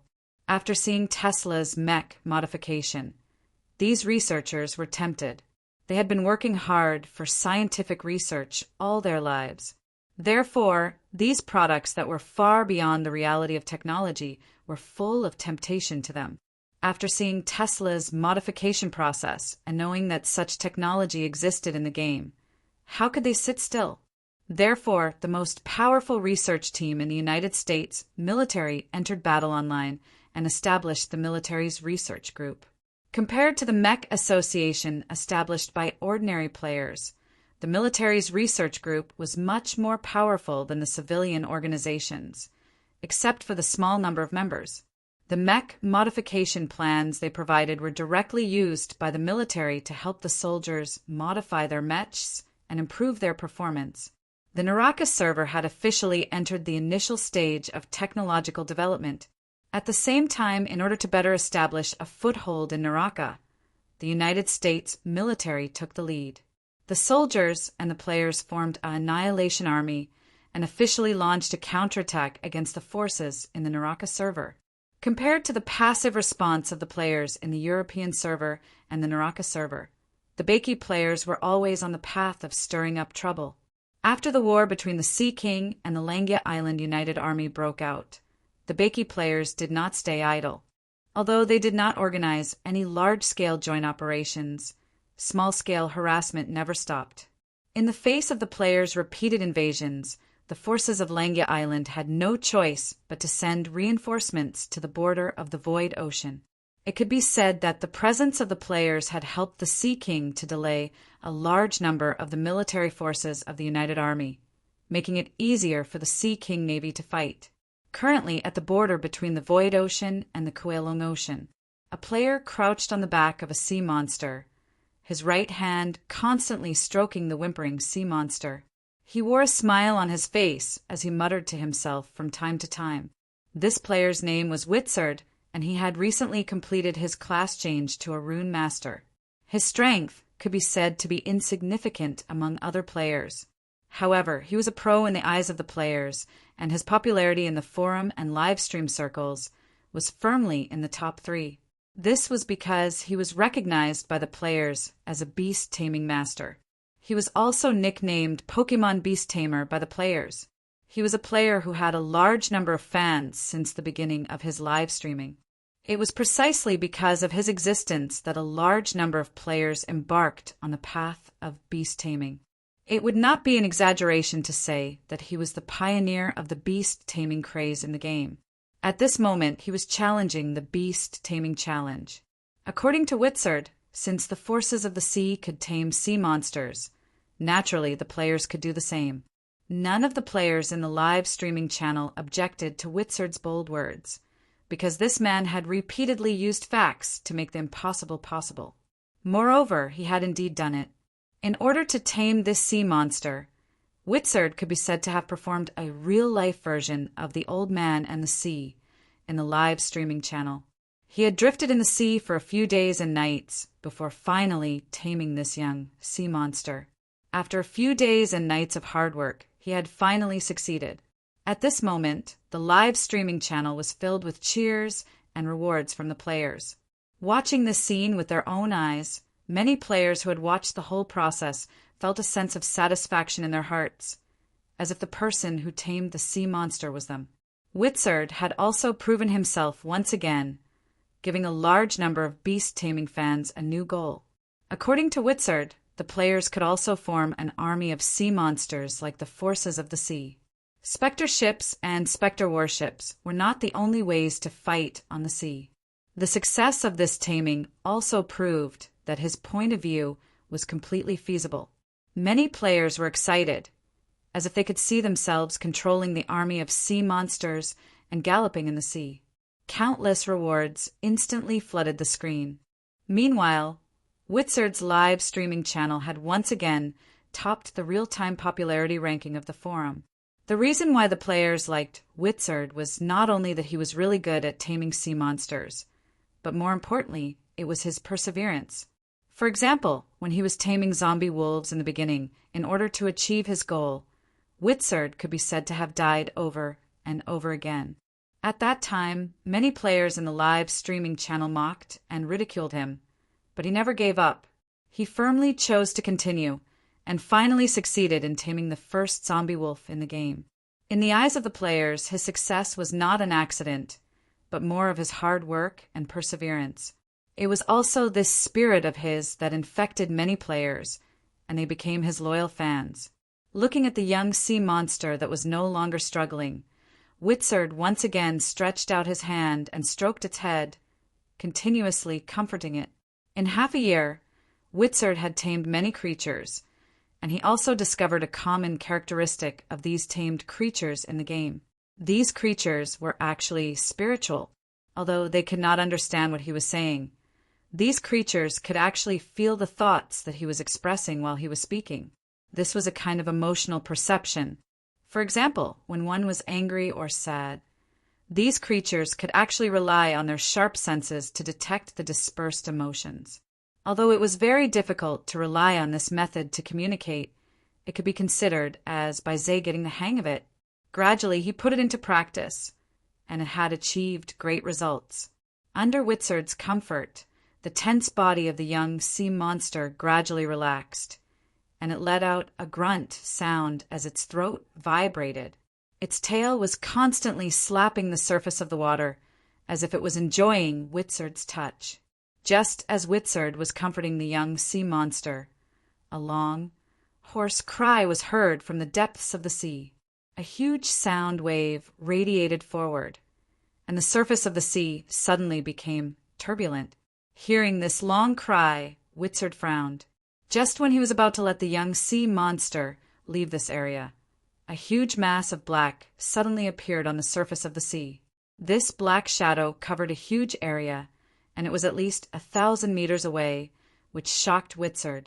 In his line of sight, a deep green eye grew larger as the black shadow approached. At this time, the young sea monster under Witzard also began to cry uneasily. Seeing this, Witzard quickly reached out his hand to comfort it. Whoosh!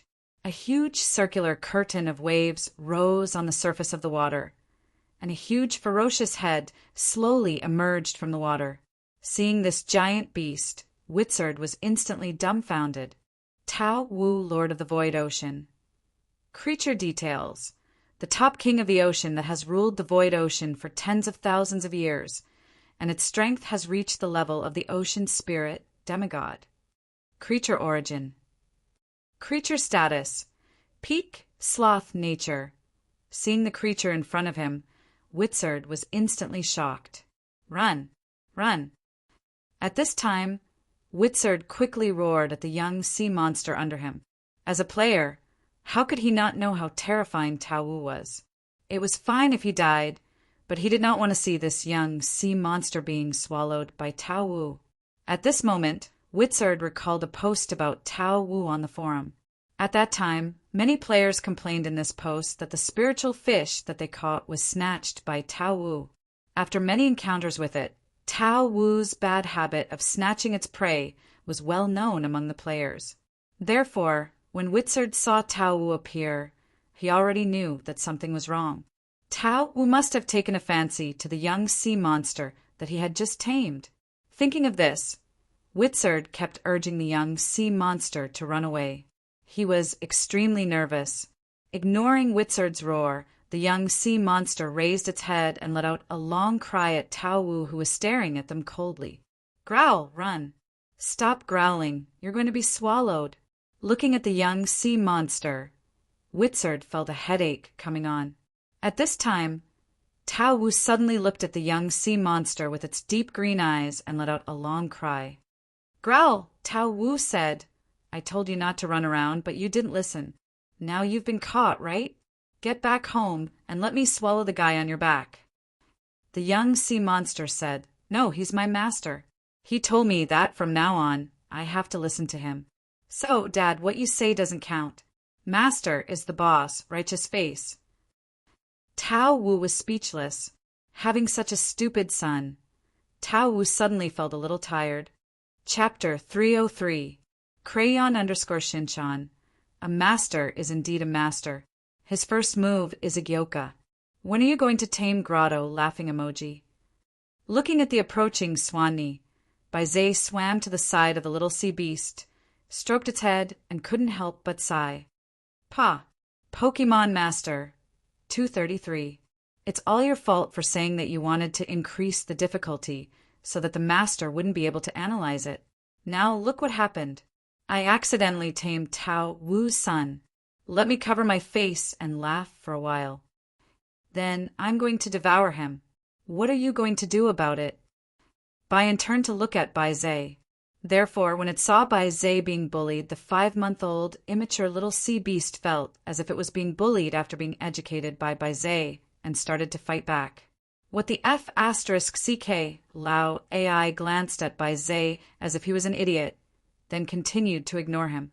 Instead, he looked at the little sea beast and said, Tao Wu's mouth opened and closed twice. He had never felt so aggrieved other than when he fought with that lunatic, the demonic god. Previously, due to the uproar from the live broadcast audience, Baizé did not turn on the analysis ability during the whole process of taming the little sea beast. Naturally, he did not know the race and characteristics of the little sea beast. This was to increase the difficulty of taming. Little Kuin flapped his tail twice and turned his head to look at Bai Zai reluctantly.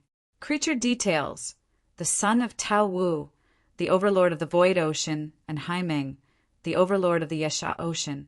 He has a noble bloodline and is born with an affinity to the ocean. He has the potential to become an ocean spirit. With the integration of the bloodline of the two ocean overlords, he has a chance to advance to the deity realm. Let's go. It's my fault. Go back with your father. Bai Zai caressed little Kuin and advised him again. Little Kuin, sea spirit level. Seeing Tao Wu approaching with its huge mouth wide open, Bai Zai thought that Tao was going to swallow the little sea beast. It quickly took a step forward, jumped up and punched Tao Wu's head. Let's go, our fate has come to an end. Bai Zai patted little Kuin's head and said awkwardly, looking at Tao Wu, who was staring at him with wide eyes. Bai Zai felt extremely awkward at this moment. Don't come near me. Seeing Tao Wu's eyes widen, Bai Zai became nervous. He couldn't bear to see this little sea beast get swallowed just like that. I'll duel with you. The little sea beast refused to back down. If an ordinary sea creature dared to provoke it like this, it would definitely swallow it whole. But this was its own son, and he had just been born not long ago. Boss Tao Wu, this wasn't intentional. I'll return your son to you. At this moment, my mood is extremely complicated. After thinking for a while, Tao Wu opened its huge mouth. Hey, can you understand what I'm saying? Let him go, and I'll let you eat.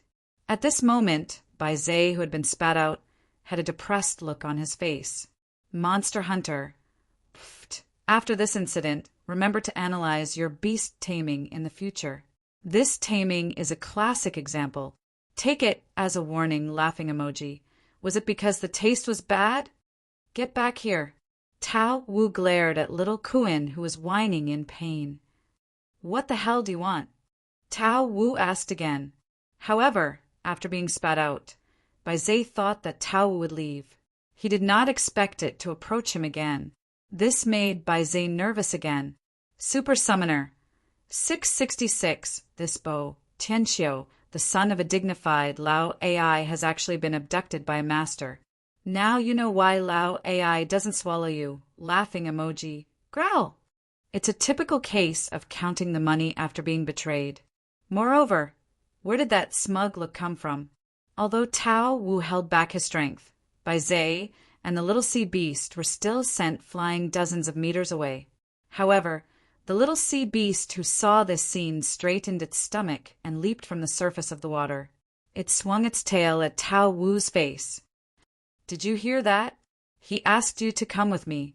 Bai Zai suddenly felt very angry in the face of such a situation. However, there was nothing he could do because he was not strong enough. Tao Wu was so angry that he immediately swung his tail, sending the little sea beast and Bai Zai flying. However, Tao Wu was even more indignant at this moment. His son was helping someone else to kill him and dominate the Void Ocean. This was such a heart-wrenching feeling. Master is the most powerful. The little sea beast continued to speak confidently. Bai Zai was completely stunned when he saw the little sea beast's message. The live streaming channel was even more noisy. Son, you've been deceived. Let me swallow this guy, and you'll come back with me. Xiao Ji! Tao Wu! Mother of Asterisker! How dare you abduct my son? How do you want to die? Laughing emoji. Bai Zai was upset as he looked at little Kuin's crying silhouette that kept turning around to look at him. Isn't this a little too loyal? Tao Wu ignored Bai Zai and continued to stare at the little sea beast. I'm your father. How dare you hate your father? Chirp! Tao Wu let out a long cry of grief and indignation. Tao Wu felt that he had committed a sin to have such a stupid son. His stomach's digestive ability was extremely strong. If he really swallowed it, the little sea beast would definitely not survive. However, just when he was about to swallow it, he saw the little sea beast doing a carp flip on the surface of the water and jumping into its mouth. Bai Zai, who saw the little sea beast's counterattack, was so scared that his face turned pale. He wondered if this little sea beast was a fool. It was the overlord of the void ocean, and yet it attacked like a fool. However, his attack could not even break Tao Wu's skin. Instead, he was sent flying back to the little sea beast's back. Uffed! Tao Wu quickly stopped swallowing and spat out both of them.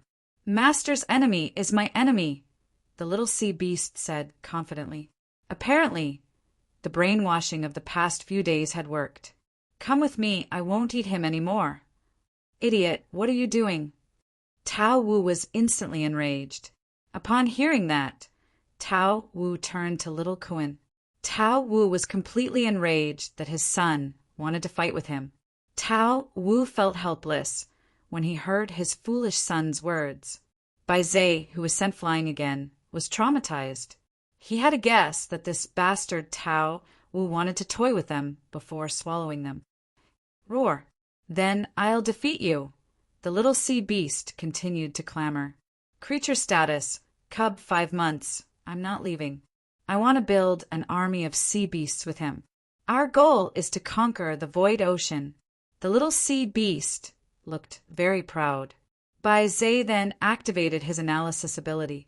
The little sea beast's words made Tao Wu tremble all over. He suddenly swung his tail and instantly set off a huge wave that was tens of meters high. Therefore, Tao Wu decided to ignore the little sea beast. He opened his mouth and sucked Bai Zhe into his mouth. Ing! Little Kuan let out a long cry again. However, this time the little sea beast was going to die. Bai Zhe could not care less about the promise he made with the players in the live streaming room. He immediately opened the analysis interface. After thinking for a while, Bai Zhe took the initiative to swim to the little sea beast and climbed up its back. He then stood up and shouted at Tao Wu, "I'm with Master. If we're going to die, we'll die together." Tao Wu could not take it anymore. He pulled his tail out of the water and wrapped it around the little sea beast. He then took a deep look at Bai Zhe and swam away with the little sea beast. "Your father is the overlord of this ocean. There's no need to conquer it. Come with me." Tao Wu was completely furious at this moment. "Ing, I still don't know your name." Then Bai Zhe was dumbfounded. "Hunter. Damn, this interface is scaring me. Master, you've King abducted my son. Facepalm. As a creature with the potential of the sea spirit level." What Bai Zhe did not know was that the little sea beast could understand everything he said during the few days of drifting on the sea. It was just that it could not communicate with him. Chapter 304. Baiki Liuli Coast. A specter ship with countless animal pendants was slowly sailing out of the coast, heading toward the void ocean. Lying on the deck, Bai Zhe was lost in thought as he stared at the blue sky. Bai Zhe couldn't help but sigh as he recalled the accident that happened during the taming of the sea beast. He thought that the aggressive Tao Wu wanted to swallow the little sea beast, and was furious at that time. He didn't expect that he was the one who kidnapped the little sea beast's son. In the end, it was the little sea beast's help that saved him, which made him feel very embarrassed. He went out to the sea again to fulfill his promise, which was to tame a sea beast. However, with the previous experience, Bai Zhe promised the players in the live streaming channel that he would use his analyzing ability during the taming process to prevent the previous situation from happening again. As the specter ship sailed into the void ocean, the calm sea suddenly became turbulent and the wind was strong. However, Bai Zhe was already familiar with the bad weather of the void ocean, so he was unperturbed and continued to steer the specter ship forward. As he approached the center of the void ocean, Bai Zhe took out his fishing gear and hung a piece of meat on the hook. At the same time, he sprinkled the powder of the sea spirit grass, which was the favorite of most sea beasts. After throwing the hook into the sea, Bai Zhe waited quietly. Before deciding to tame the sea beasts, Bai Zhe had collected monster illustrations from the players on the forum. From there, he learned that the sea beasts usually lived in the deeper parts of the sea. Therefore, it would be difficult to lure the sea beasts to the surface without using fishing gear. The powder of the sea spirit grass on the bait could emit the scent that the sea beasts liked, which would increase the chances of catching the sea beast. All he had to do now was to wait. 2 hours later, Baizé lifted the fishing rod again and looked at the white fish that was struggling frantically with its tail. He felt helpless. He was here to catch sea beasts, but he didn't catch any after waiting for 2 hours. Instead, he caught a few big fishes, and none of them were spiritual fish. However, Baizé didn't give up. He threw the hook into the water again and continued to wait while chatting with his fans in the live streaming channel. At this time, a whale-like creature with 2 short claws on its fins was swimming toward the surface of the sea. When it was about 100 meters away from the surface of the sea, it suddenly stopped swimming and turned toward the south excitedly. It was that familiar taste again. Delicious! Soon, he saw a large piece of meat sprinkled with sea spirit grass powder. When he was about to swallow it, he suddenly hesitated. After swinging its tail and swimming around the meat twice, the sea monster focused its attention on the almost transparent silk thread. It looked up and then at the piece of meat.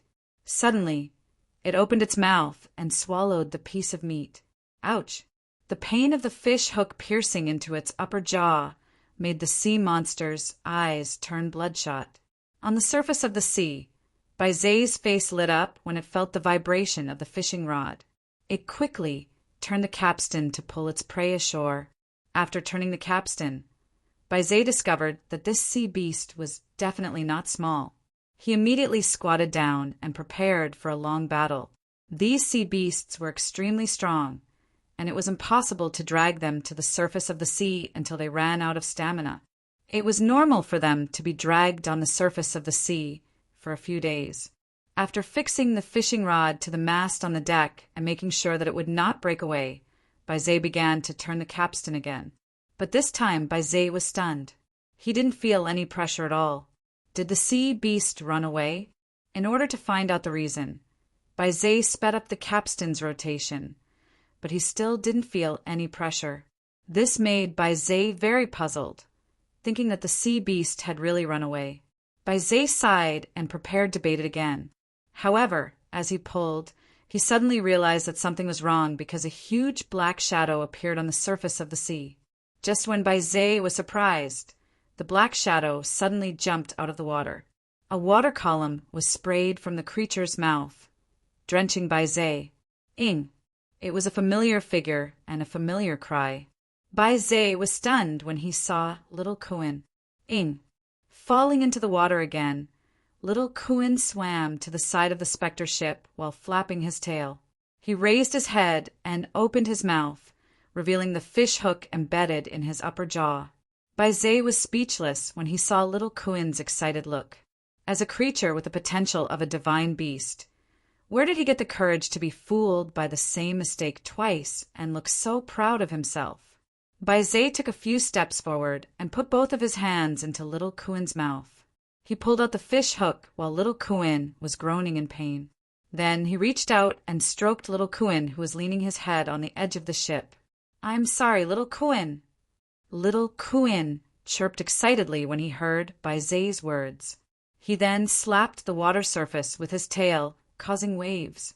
Baizé couldn't help but smile when he saw little Kuin acting like a spoiled child. However, he seemed to have thought of something, and his face suddenly turned serious. "Oh yeah, you have to go back, or else your father will come looking for you again." Little Kuin obviously understood Baizé's words. He stopped slapping his tail, lowered his eyelids, and let out a low cry of grievance. Baizé sighed helplessly. He took out a few pieces of dried meat from his space and stuffed them into little Kuin's mouth. "Go back. Our fate has come to an end. I'm not strong enough to tame you yet." Looking at little Kuin's aggrieved face, Baizé finally made up his mind and said sternly, "Go! I'm not your master any more." Tears welled up in little Kuin's eyes. He slapped the water surface with his tail a few times and then dived into the water. Baizé felt helpless as he looked at the shrinking shadow on the water surface. Although he liked little Kuin, who was an intelligent creature, his father was Tao Wu after all. If he were to bring him away, it would definitely cause trouble, big trouble. As a player, he was not afraid of that. However, he was afraid that it would cause trouble to other players who were active in the sea. After all, Tao would definitely treat the players as its enemy, and it would be difficult for them to survive in the sea in the future. After waiting for a while and seeing that the shadow had completely disappeared, Baizé took out the dried meat again and hung it on the hook. He sprinkled some sea sole powder on it and then threw it into the water. This time, the hook shook again in less than 5 minutes. Baizé was delighted as he did not expect it to be hooked so quickly. He immediately steadied himself and started to turn the capstan. However, Baizé's face turned pale as he turned the capstan. Something was not right. The force had disappeared again, and it seemed like the creature was floating to the surface of the water on its own.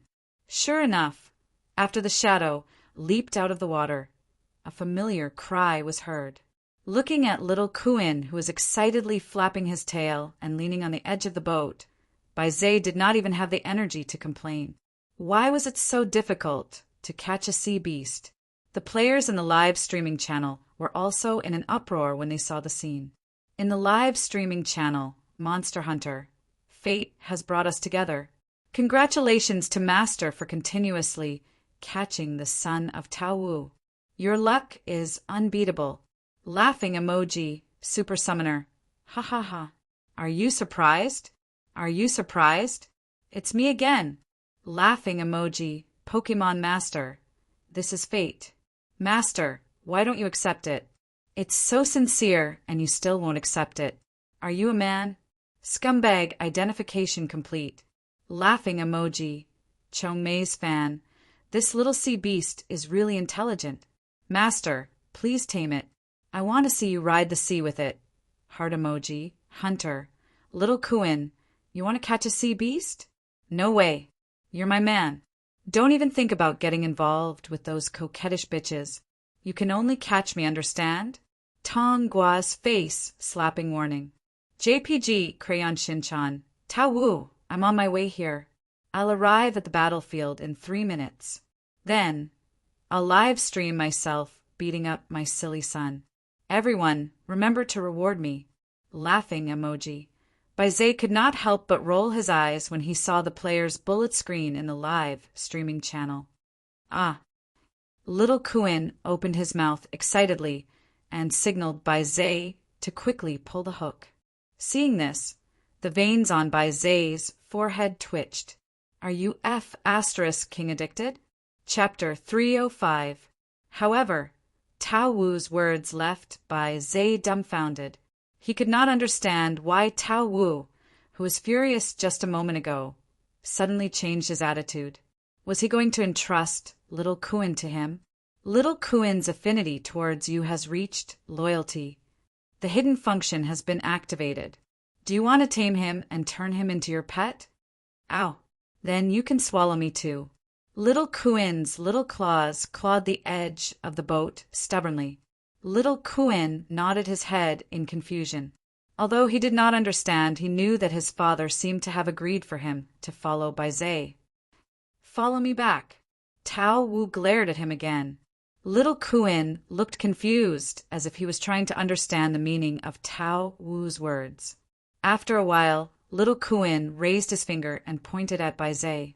However, in this void ocean where he could be devoured at any time if he did not become stronger, the only way for him to survive was to be more ruthless than all the sea creatures.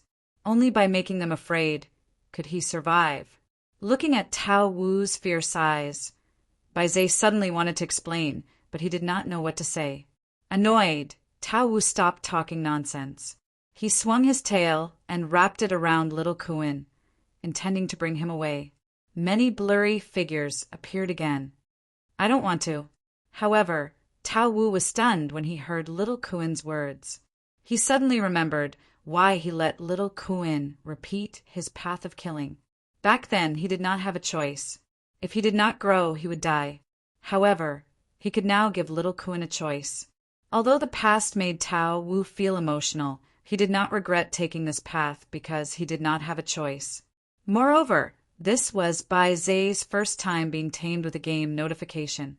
However, little Kuin's little claws were pulling on the edge of the boat. As Tao Wu pulled, Bai Zai's specter ship was dragged away. At this moment, Tao Wu suddenly realized that he was the happiest and happiest at that time. Do you really want to piss me off? You're my and Hai Meng's son. Can't you be more promising? Don't you know how embarrassing it is to acknowledge someone else as your master? I want to go with him. I like him. Little Kuin felt Tao Wu's anger. He lowered his head and pointed at Bai Zai, who was standing on the boat, with his little claws. As Tao Wu's voice fell, he dived into the water and dived into the deep sea. He doesn't deserve it. No. Although he knew that little Kuin might not understand the meaning of his words, Tao Wu still said it and let little Kuin make his own choice. Son, remember that you are my son. Don't make me lose face. Yes, little Kuin was still young and did not understand how noble he was. Everything was in his nature. If he liked someone, he liked them. If he hated them, he hated them. There was no concept of hierarchy at all. Bai Zai glanced at the rowdy players in the live streaming channel and fell into a dilemma. He had just promised Tao Wu that he and his son would be friends, not master and servant. Upon hearing this, Bai suddenly froze. But it felt very comfortable with Bai Zai. I entrust my son to you. Remember, you are friends, not his master. Bai Zai. At this moment, fragments of memories from ancient times flashed through his mind. Let go. Tao Wu let go of little Kuin's tail as he was afraid that he would hurt little Kuin in the process. He turned around and roared furiously. Tao Wu turned to little Kuin. Seeing Tao Wu leave, Bai Zai and little Kuin stared at each other in confusion and excitement. In order to achieve this, he had gradually lost his natural instincts and walked step by step through endless devouring and killing to reach where he was now. Obviously, little Kuin had attached himself to him, and he could no longer continue fishing for sea beasts. Bai Zai was shocked to see Tao Wu suddenly speaking in human language. After all, he had the impression that Tao Wu did not know how to speak. Tao Wu! Tao Wu's eyes widened when he heard it. He was exasperated that little Kuin did not live up to his expectations. He could not understand how he, the overlord of a sea, could have such a son. Son, I'll give you a chance to choose and walk the path that you want to walk. However, I've left a way out for you.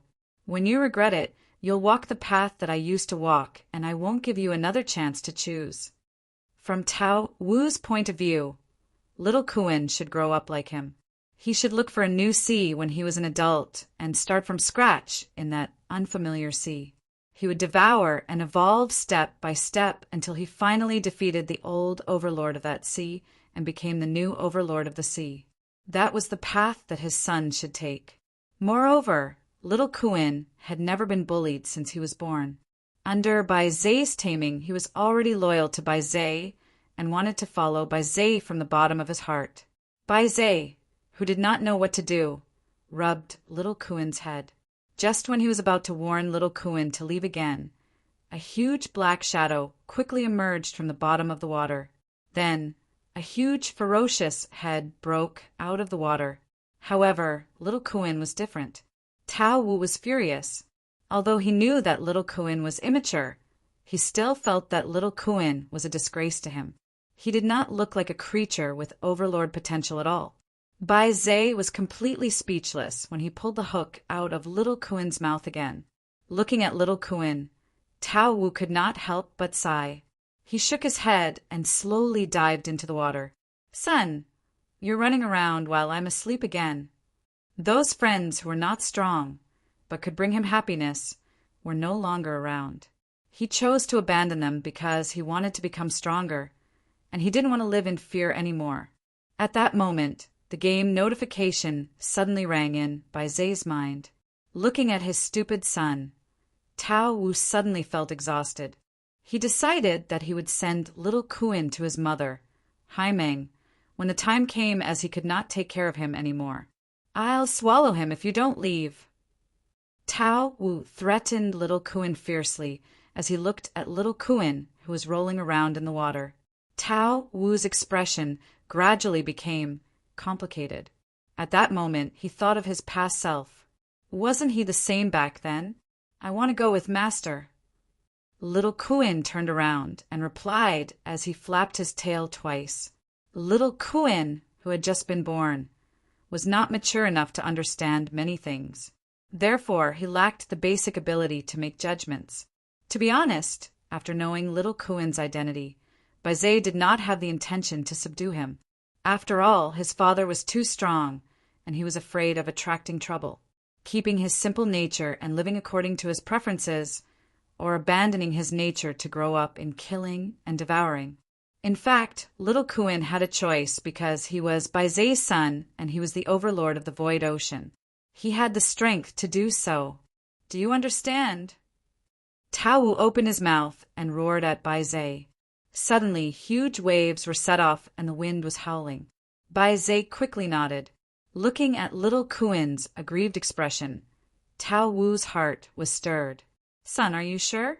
You're still young and you don't know the meaning of choice. But I still want to tell you that you should be the most powerful overlord of the ocean. All creatures will tremble in fear when they hear your name. This is the path that I once wanted you to take. But now I'll give you a new choice. Do you choose yourself or do you choose to be a king? Tao Wu came. Hearing that, Tao Wu nodded with a complicated expression.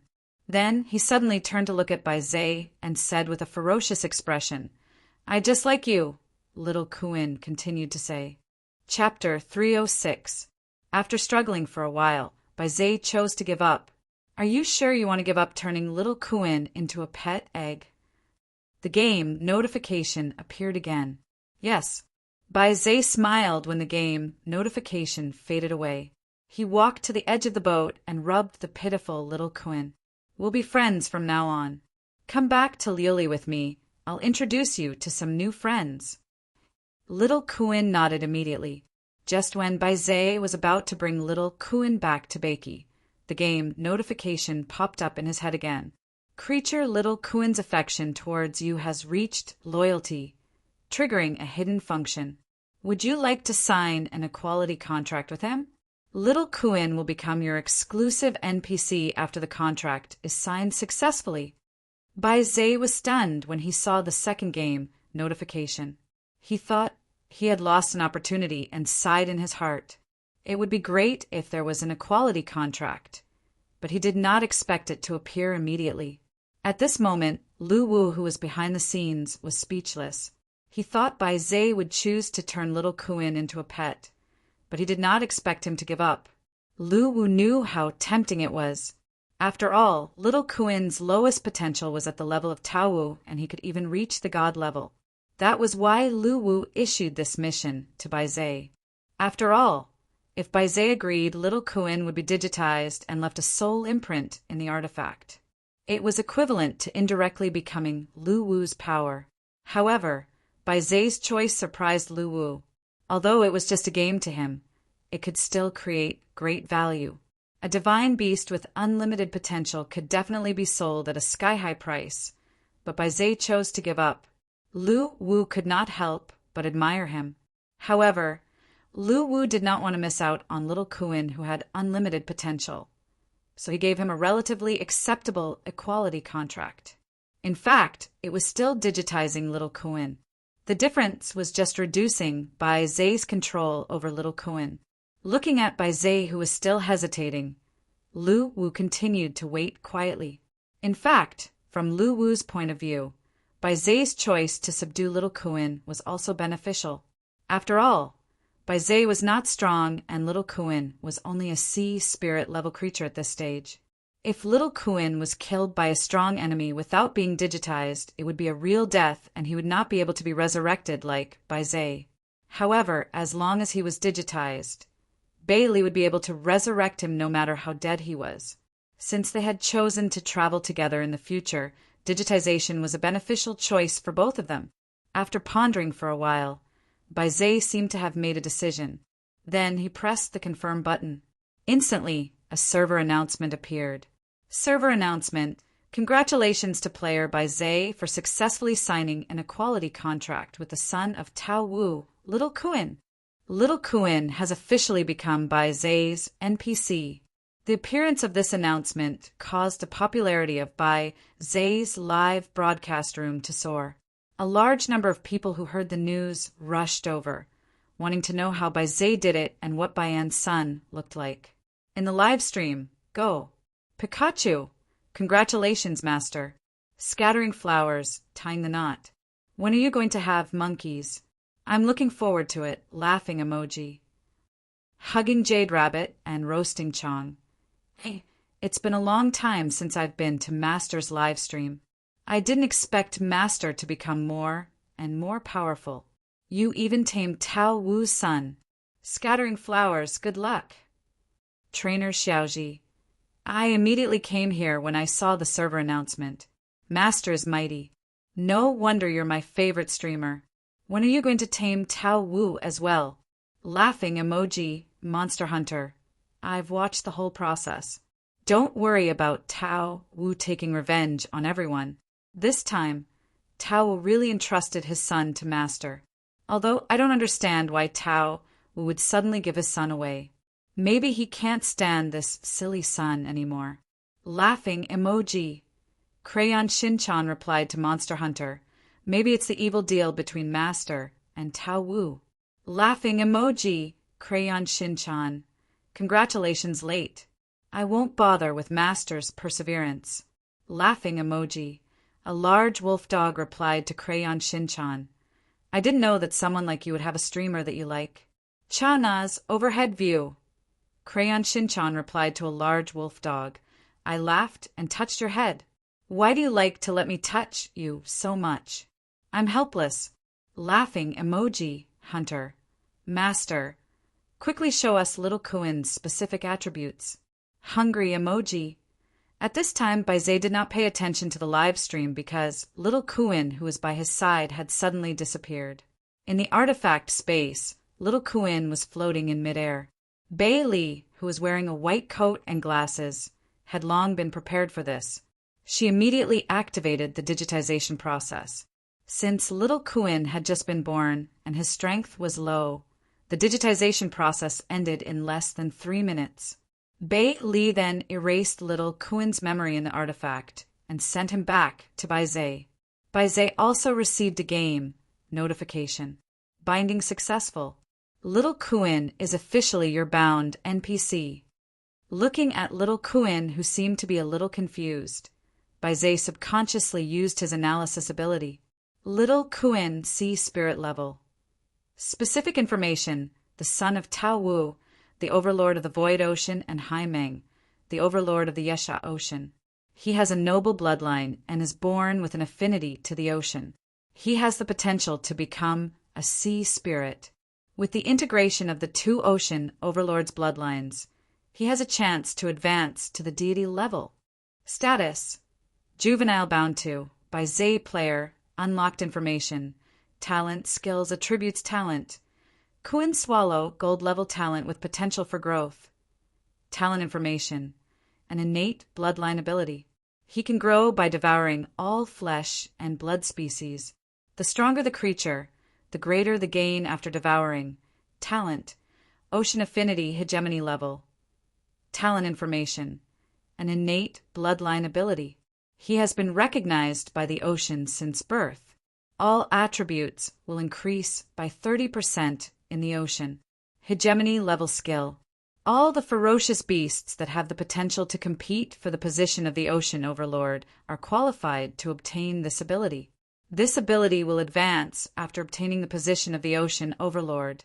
Talent, giant beast of heaven and earth, gold level talent. Talent information, an innate bloodline ability. As the descendant of the giant beast of heaven and earth, his body will grow bigger as he grows. He will gain an 800% increase in health points and 500% increase in durability, defense.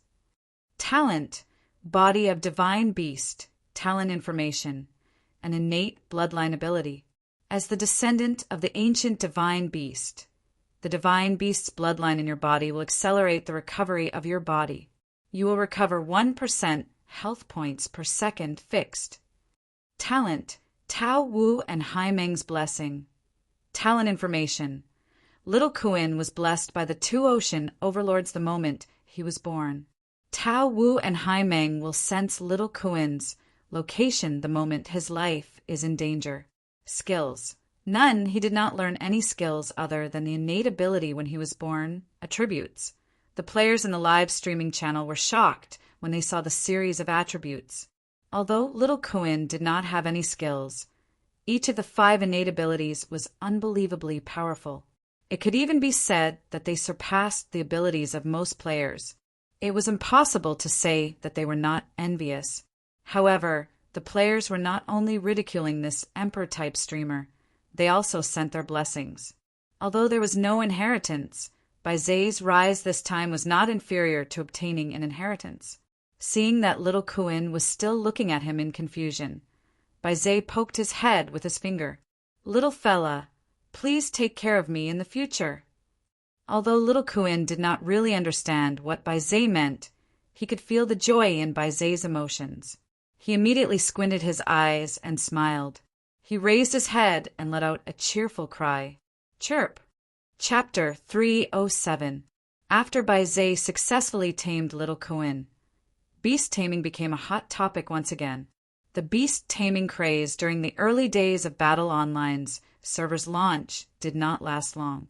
As the players' strength gradually increased, creatures like zombie wolves were no longer of significant use. The difficulty of taming high-level beasts was much higher than creatures like zombie wolves. Although they could be tamed, it was not worth the effort compared to the effort required.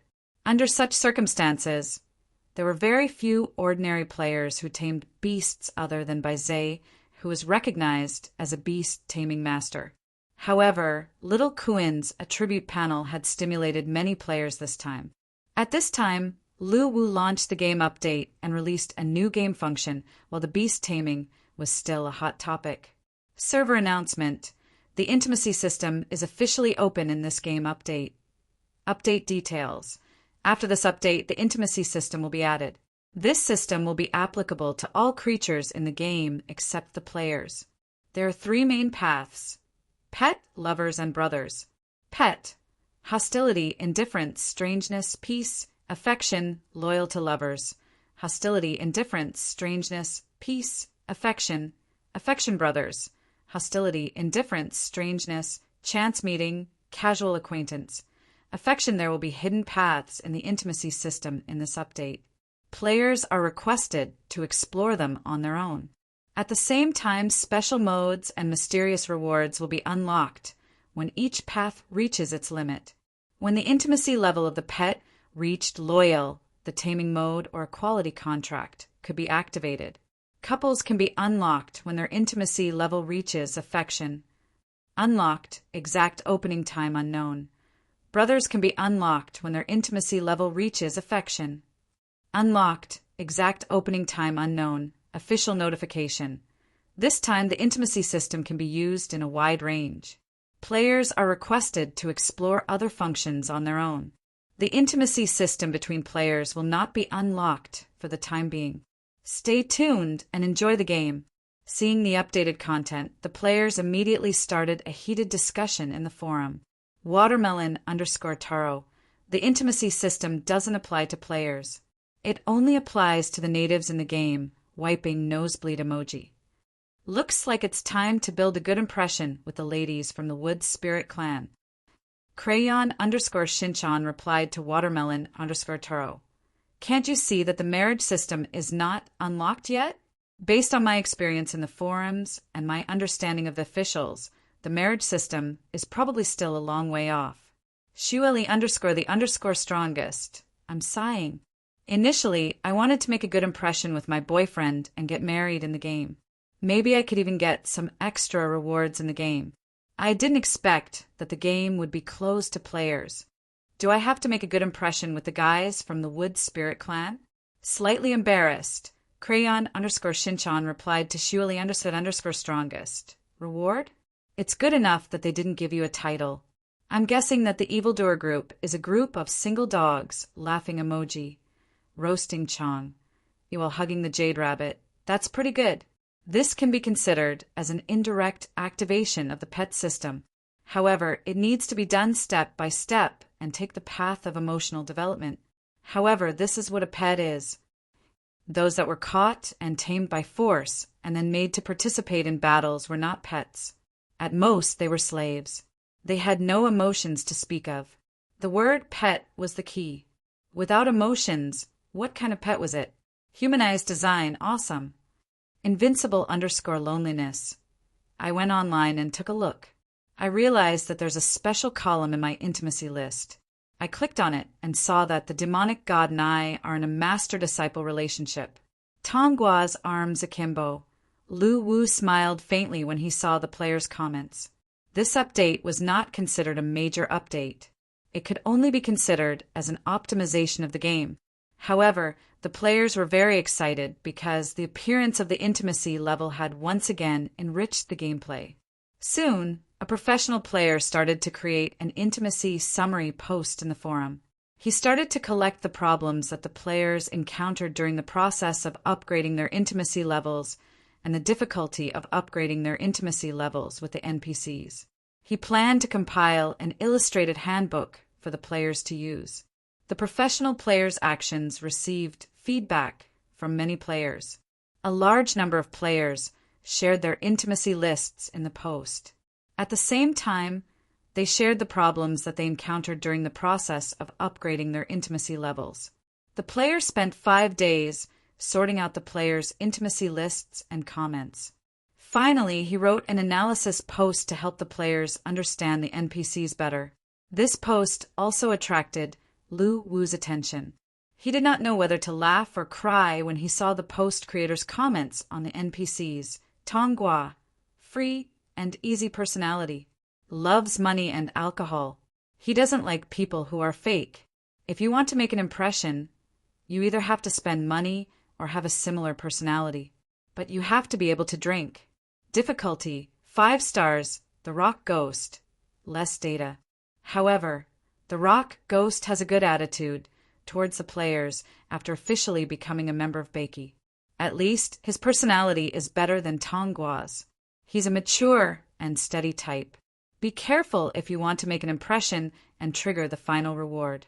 Difficulty, 7 stars, the Sea King, lots of data. However, all the players provided are hostile. None of them are indifferent. Don't even think about it. Although he's very popular, it's impossible to make an impression. Difficulty, 10 stars, the Hydra doesn't like to talk. He's indifferent to the players. However, there are a few players who are friendly with the Hydra. It's hard to say if you want to make an impression. Difficulty, 7 stars, the ladies from the Wood Spirit clan, super passionate. He's learned to complain after interacting with us players for a long time. Shame. However, the hospitality of the ladies from the Wood Spirit clan is a sign of friendliness. According to my calculations, it's extremely difficult to develop into a couple. It's almost impossible because the Wood Spirit clan doesn't have the custom of marrying outsiders. Difficulty, 9 stars. However, everyone can choose to become brothers. This doesn't matter if they're male or female. The difficulty is only 2 stars. The demonic god seems like only Boss Guyu is related. The others don't even have an intimacy bar. Stars, Xiaotian. The 9 Luminaries brothers. Little Sha. This post contained a total of more than 300 natives of the underworld who had contact with the players. It was a preliminary calculation of the natives' attitudes towards the players. At the same time, it evaluated whether these NPCs were suitable to make an impression based on the difficulty of 1 to 10 stars. This professional player's post was of great help to the players. Soon, many like-minded players joined in the calculation. They planned to help him carry out the calculation that required a lot of effort and time. Lu Wu was sincerely gratified to see the players helping each other.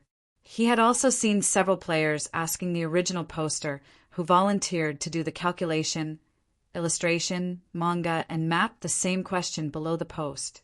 Why do you have to do such a thankless thing? However, their answers were basically the same. It's because of love. Chapter 308. Kuelong Ocean, Konkuan Island.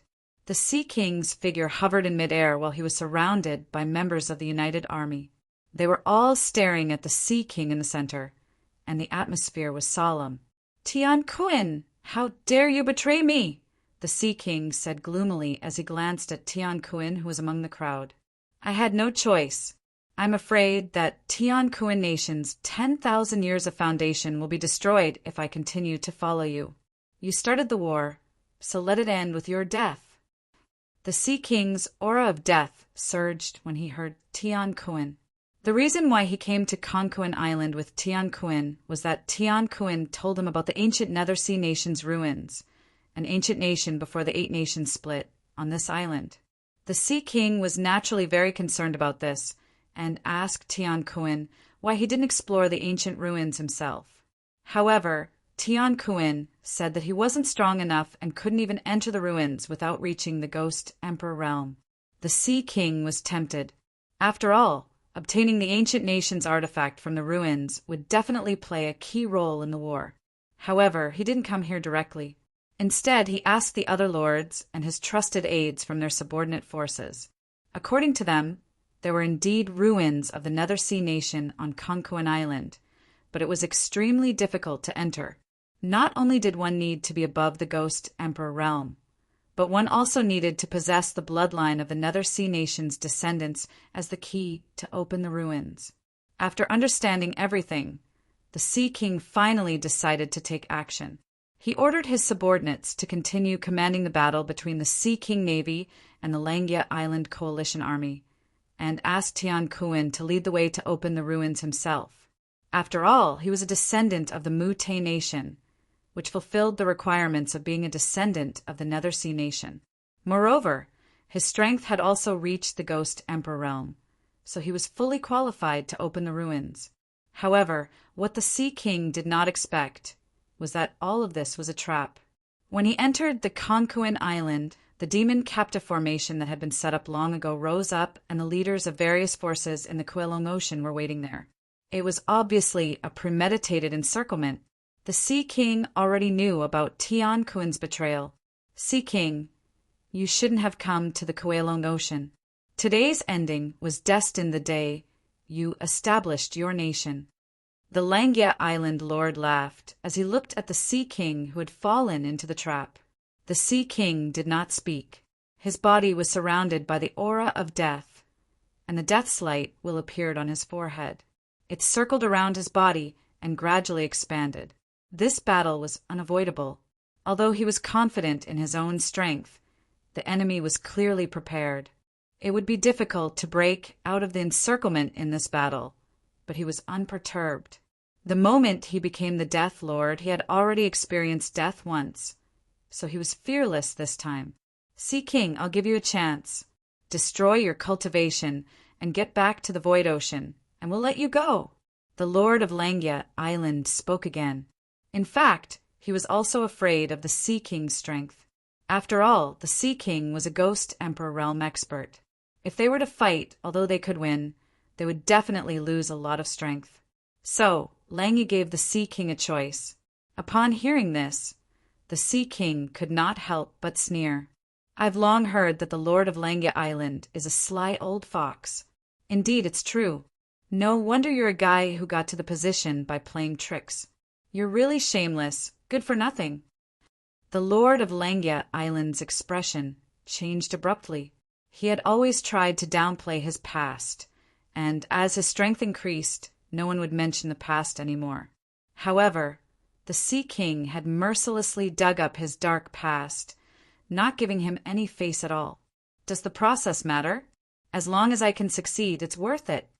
The Lord of Langia Island's expression gradually turned ferocious as he understood the Sea King's attitude. "I agree. As long as I can succeed, the process doesn't matter." The Sea King suddenly laughed. Then he pointed at Langia Island, and the death's light wheel that was circling around his body suddenly shot toward the Lord of Langia Island. "Kill." Upon seeing this, the Lord of Langia Island immediately raised the white turtle shell in his hand and faced the Sea King. The battle broke out immediately. The huge formation that enveloped Conquan Island shone brightly. Chains made of runes automatically formed in the space within the formation, and they entangled the Sea King. Shima Island. Hei Sui, who was looking at the map of the sea area and preparing for the battle, suddenly felt a jolt in his heart. He immediately turned to look at the direction of Konkuan Island. Then he quickly took out a crystal that was made of death chi. When he saw the words that appeared on the crystal, his expression suddenly changed. He turned to look at Sha Shui and the others who were beside him. This is bad. Tian Kuan has betrayed us, and the monarch is surrounded. The other lords' expression also changed when they heard this. How did you know? The monarch gave me this before he left, saying that he would send me a message. I didn't understand what it meant at that time, but now it shows that the monarch has sent a message, said Hei Sui as he pointed at the death chi crystal and the words that appeared on it. It seems like the monarch has predicted that this trip might be dangerous. Sha Shui squinted his eyes slightly. But we have to go because the ancient ruins might be the key to changing the outcome of the battle, added Lan Hushan at that moment. Gather the troops and get ready to send out the troops. The monarch is the key to our victory, said Hei Sui as he stood up and prepared to mobilize the troops. At that moment, Lan Hushan suddenly stopped Hei Sui. Black Lord, what do you think the chances of us winning this battle are? Hei Sui frowned. What do you mean? The chances of us winning this battle is at most 30%. If we lose, our sea nation will be destroyed. Tian Kuan has made his choice. It's our turn now. Lan Hushan's words instantly caused the atmosphere to become heavy. Needless to say, Lan Hushan's words had moved everyone. They were forced to be loyal to the Sea King, but now they had a chance to break away from the Sea King. As long as the Sea King was dead, they would continue to be free. Their thoughts of reviving their nation were shaken at that moment. If they did not send troops to help, the Sea King's chances of survival would be slim. The collapse of the Mu-Te Sea nation would be a foregone conclusion. However, if they sent their troops to help and save the Sea King, their chances of winning would be less than 30%. Lan Hushan and the others seemed to have an answer to this question. However, Hei Sui suddenly punched the table. I know what all of you are thinking. However, all of you must remember that the respect you receive from the outside world is given by the king. Without him, we would never be able to squeeze into the ranks of the top forces in the Kowloon Ocean. I know the pros and cons, but I also know that no matter what, we share the same ancestor. Even if the Sea King becomes the king, he is still one of us. Hei Sui glanced at the crowd after he finished speaking, then left angrily. The rest of the people looked at each other. Hei Sui was the last one to agree to be loyal to the Sea King, but now he was the most persistent one. They all understood the logic, but after living for tens of thousands of years, they only cared about benefits. When they suddenly heard Hei Sui say that they shared the same ancestor and were one of them, they initially thought it was ridiculous, but after thinking about it carefully, they fell silent. If the Sea King was not one of them, would they have surrendered? If they were only threatened by force, would they surrender to any force that was stronger than them? Obviously, this was impossible. Therefore, they had to admit that the reason why they surrendered to the Sea King back then was because they were on the same side. What do all of you think? Lan Hushan looked at the crowd and asked. The Nether Sea Nation used to be the overlord of the three seas, but now it has fallen to the state we are in. This is probably the last chance. If we lose, we'll really lose. Maybe we won't have the chance to restore our nation in the future. It's better to fight with our lives on the line. Sha Shui, who was the most cowardly among them, said, surprising everyone. Either glory or perish. What a difficult choice. But I'll King choose perish. The war has already begun. Don't leave any regrets. Lan Yu, who was silent at the side, said, yeah, if we can't rise in this war, then our nation will gradually fall even if we choose to live on. I choose to join the war. After expressing their opinions, they stood up and were ready to go to the Sea King's aid.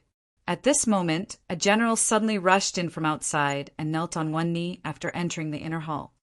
Lords, the Langia Island Coalition Army is attacking. They are gathering 5 nautical miles away, and it seems like they want to seal off the sea. Upon hearing this, the few of them looked very solemn. As expected, they have prepared for everything. They have already considered that we will send our troops there. Lan Hushan's eyes suddenly turned red. What should we do? Although the monarch is powerful and can hold on for a long time, we can't go there at all. Sha Shui was also anxious. Don't worry, let me think about it. Oh right, the player clan. Lan Hushan suddenly raised his head and said, Yes, the player clan. They have the ability to support us. Sha Shui quickly added, Sha Shui, go and inform the player clan. We will gather our troops to fight against the coalition army. All right. Sha Shui quickly responded, then levitated into the air and suddenly shot toward the void ocean. Time was running out. At this moment, the few lords were busy. Whether the Sea King could survive this war or not would be the key factor in the future direction of the war. Under such circumstances, they could only pin their hopes on the players. There was no other way at all. An hour later, a post appeared on the forum. Something big has happened. The Sea King is going to die. Coordinates are Konkuin Island in the Kowloon Ocean. Requesting support. OP. Colored glass pearl content. My team members and I were just about to harass the Langya Island Coalition Army stationed here at the border of the Kowloon Ocean. However, we found out that the Coalition Army had retreated. At that time, we were very surprised and didn't understand why they retreated. So, we continued to sail forward for a distance. Then we met the Sea King's subordinate, Lord Sha Shui. He told us that the Sea King was ambushed and is fighting with all his might. He will die at any time. Moreover, all their troops are being held back by the Langya Island Coalition Army. They can't spare any strength to support us. They need our help now. Everyone gather. Attached is Sha Shui's video. Watermelon_Taro. Damn, we haven't even harvested them and they're going to die. This is intolerable. We're coming now. Shueli_the_strongest. These pests are trying to harm our seedlings. This is too much. What do they think the fourth disaster is? War. Assassin_Creed. Rescue plan activated. Calling the members of the fourth disaster in the land of Baki. It's time to bring disaster and panic to our opponents. Crayon_Shinchan. We're going to save the Sea King. Even Jesus can't keep him. Laughing emoji.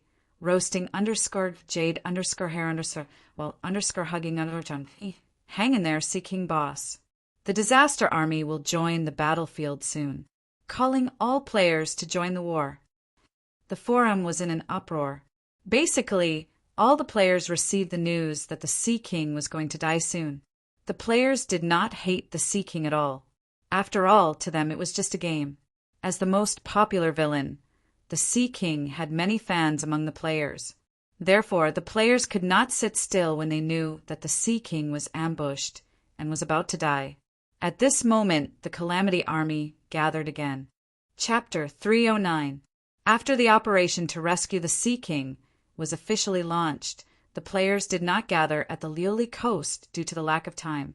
They planned to find a chance to consolidate their forces in the Kowloon Ocean. They summoned their ships and sailed straight to Konkuin Island in the Kowloon Ocean. Many players who were wandering in the Void Ocean set off immediately after receiving the news. Even so, the number of players participating in the joint operation this time was far more than before, reaching more than 20 million. After all, this time was different from the past. Time was of the essence, as the Sea King could fall at any time.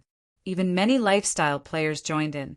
Now they could only pray that the Sea King could hold on until they arrived. Kowloon Ocean, Konkuin Island. The battle had lasted for more than 2 hours. The Sea King's valiance had obviously far exceeded the expectations of the leaders of the forces present. Even with the support of the demon imprisoning formation, they could not do anything to the Sea King. However, they still had the confidence to take down the Sea King in this battle. After all, as long as the Sea King could not break through the encirclement, He would exhaust his energy sooner or later, and that would be the moment of his death.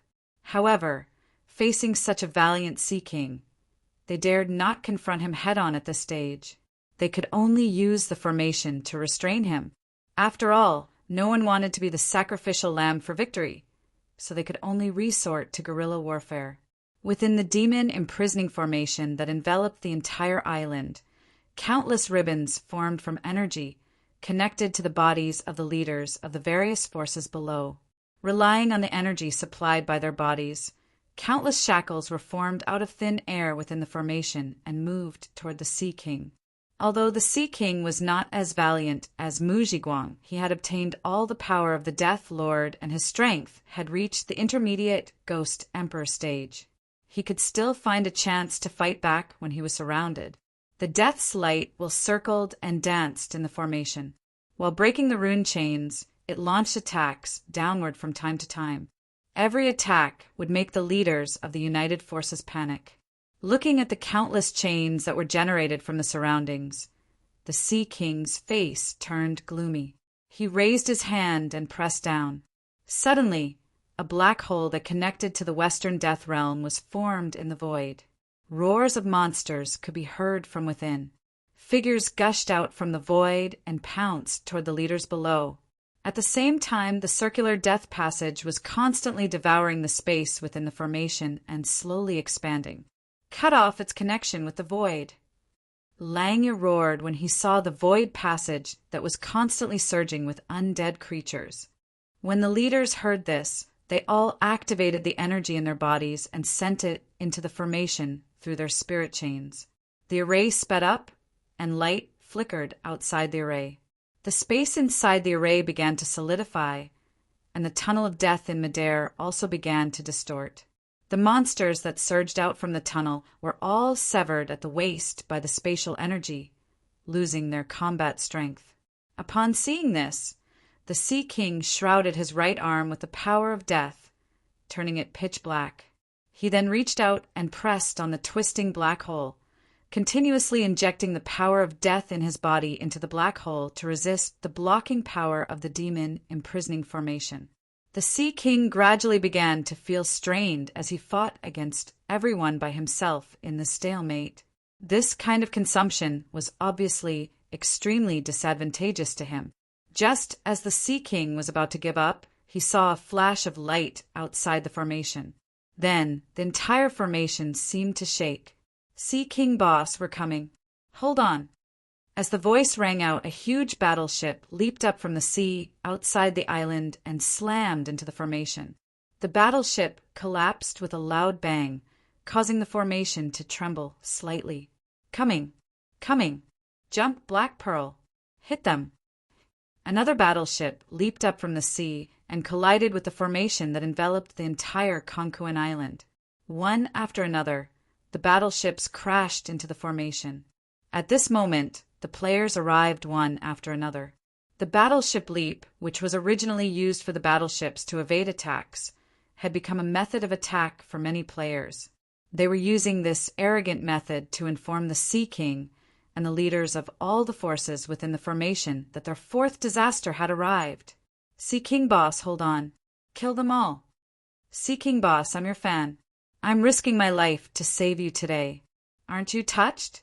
Kill. Break the formation and kill all the pests inside. As the players spoke, countless energy bombs were fired outside the island. They were as dazzling as fireworks, crashing onto the formation. The arrival of the players gave the leaders of the allied forces a headache. They had deployed all their forces to Shinma Island in order to seal off the sea so that the Sea King Navy could not come to support them. They wanted to end the battle quickly and take down the Sea King. However, the Sea King was more difficult to deal with than they had imagined. They could not take him down in a short time. Instead, the allied forces of the Sea King Navy had arrived first. Faced with this situation, Langya roared, "Don't be afraid of death. Take down the Sea King with all your might. Don't fail at the last step." As he spoke, Langya made the first move. The energy in his body surged into the energy belt that was connected to the formation. The runes within the formation sped up.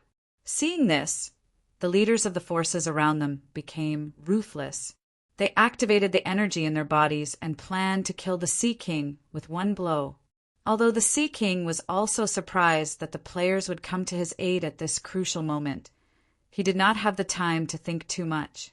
Faced with an endless stream of runes, the Sea King began to struggle with all his might. This was also the time for him to counterattack. While the leaders of the forces were activating the formation with all their might, it was also the time when their defense was at its weakest. The Death's Light will swam rapidly at this moment. 2 people were killed by the Death's Light wheel. Don't be distracted. Don't be afraid of death.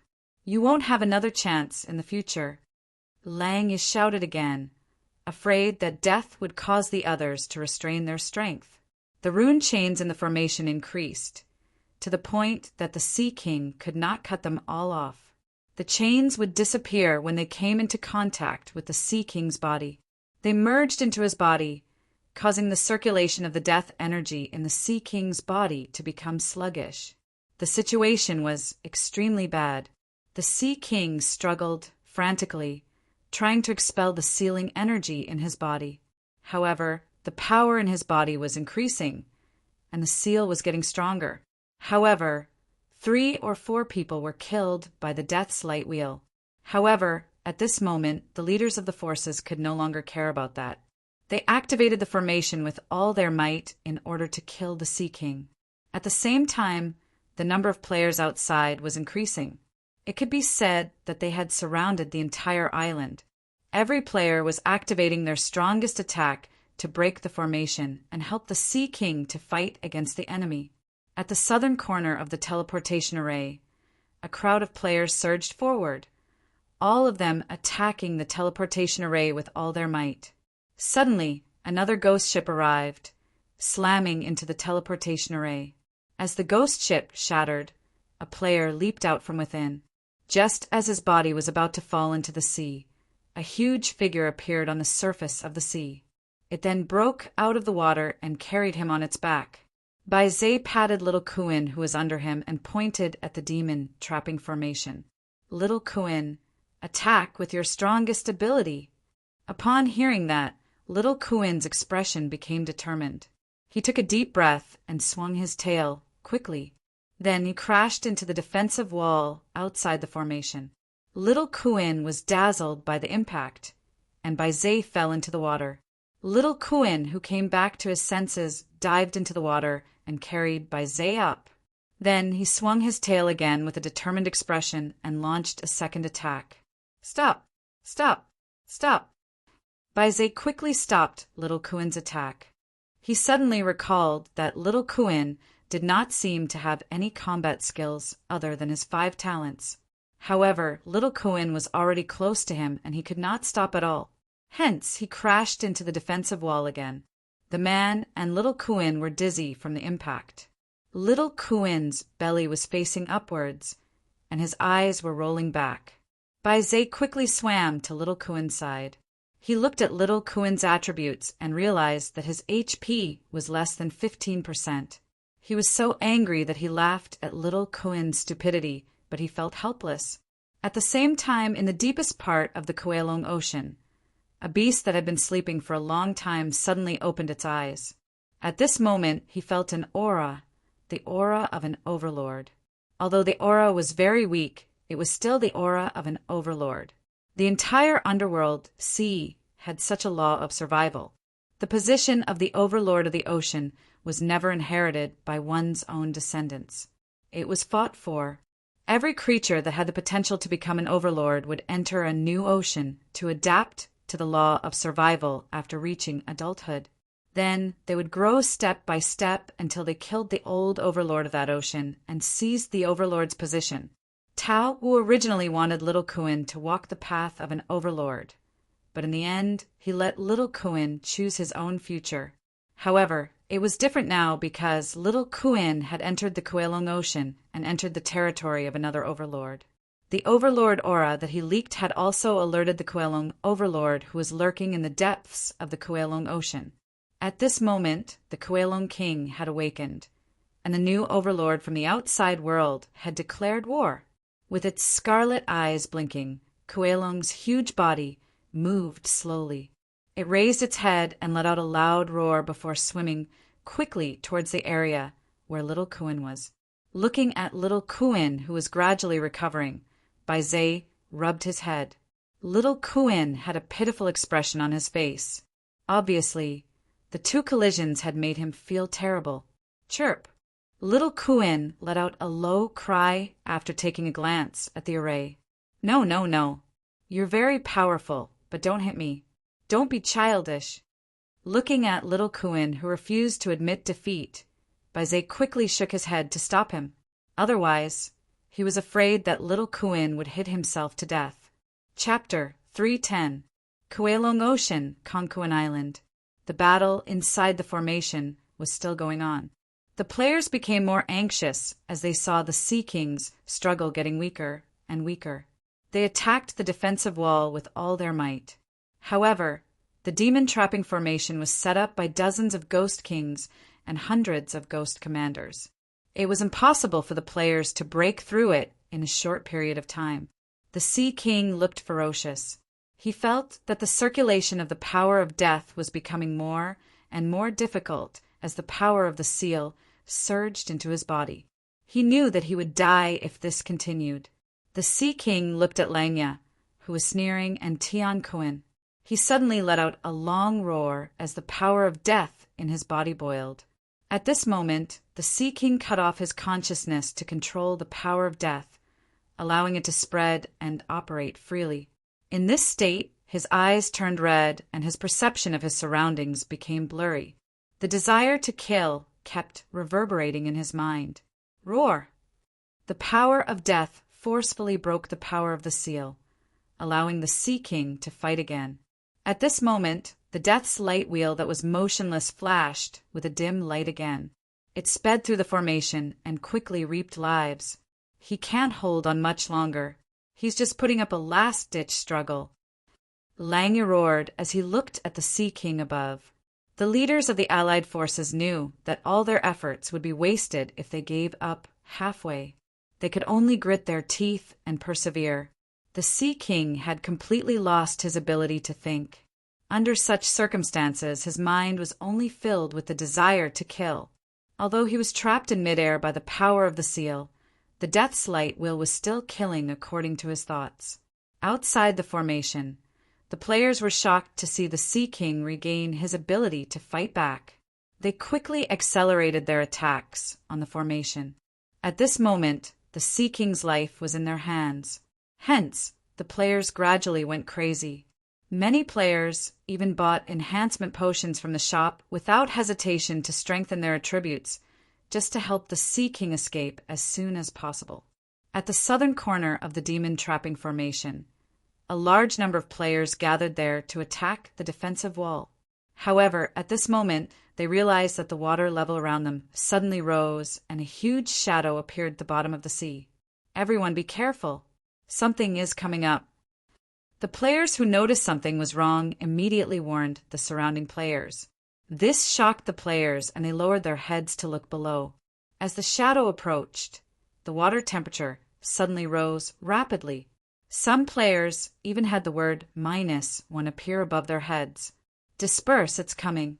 As the players shouted, the figure at the bottom of the sea suddenly broke through the water curtain, and a huge body emerged in front of the players. This creature had 2 horns on its head and was shaped like a flood dragon. 2 long green whiskers grew from its mouth, and the red scales on its body flickered with a dazzling luster under the sunlight, giving off an extremely oppressive feeling. Roar! Kuelong roared into the sky the moment he appeared. The surrounding players' HPs rapidly decreased. Some of the more fragile players were even instantly killed by the roar. While the players were horrified, they quickly activated their analysis ability on Kuelong. They wanted to know the origins of this creature that had suddenly appeared. Kuelong King Sea Spirit.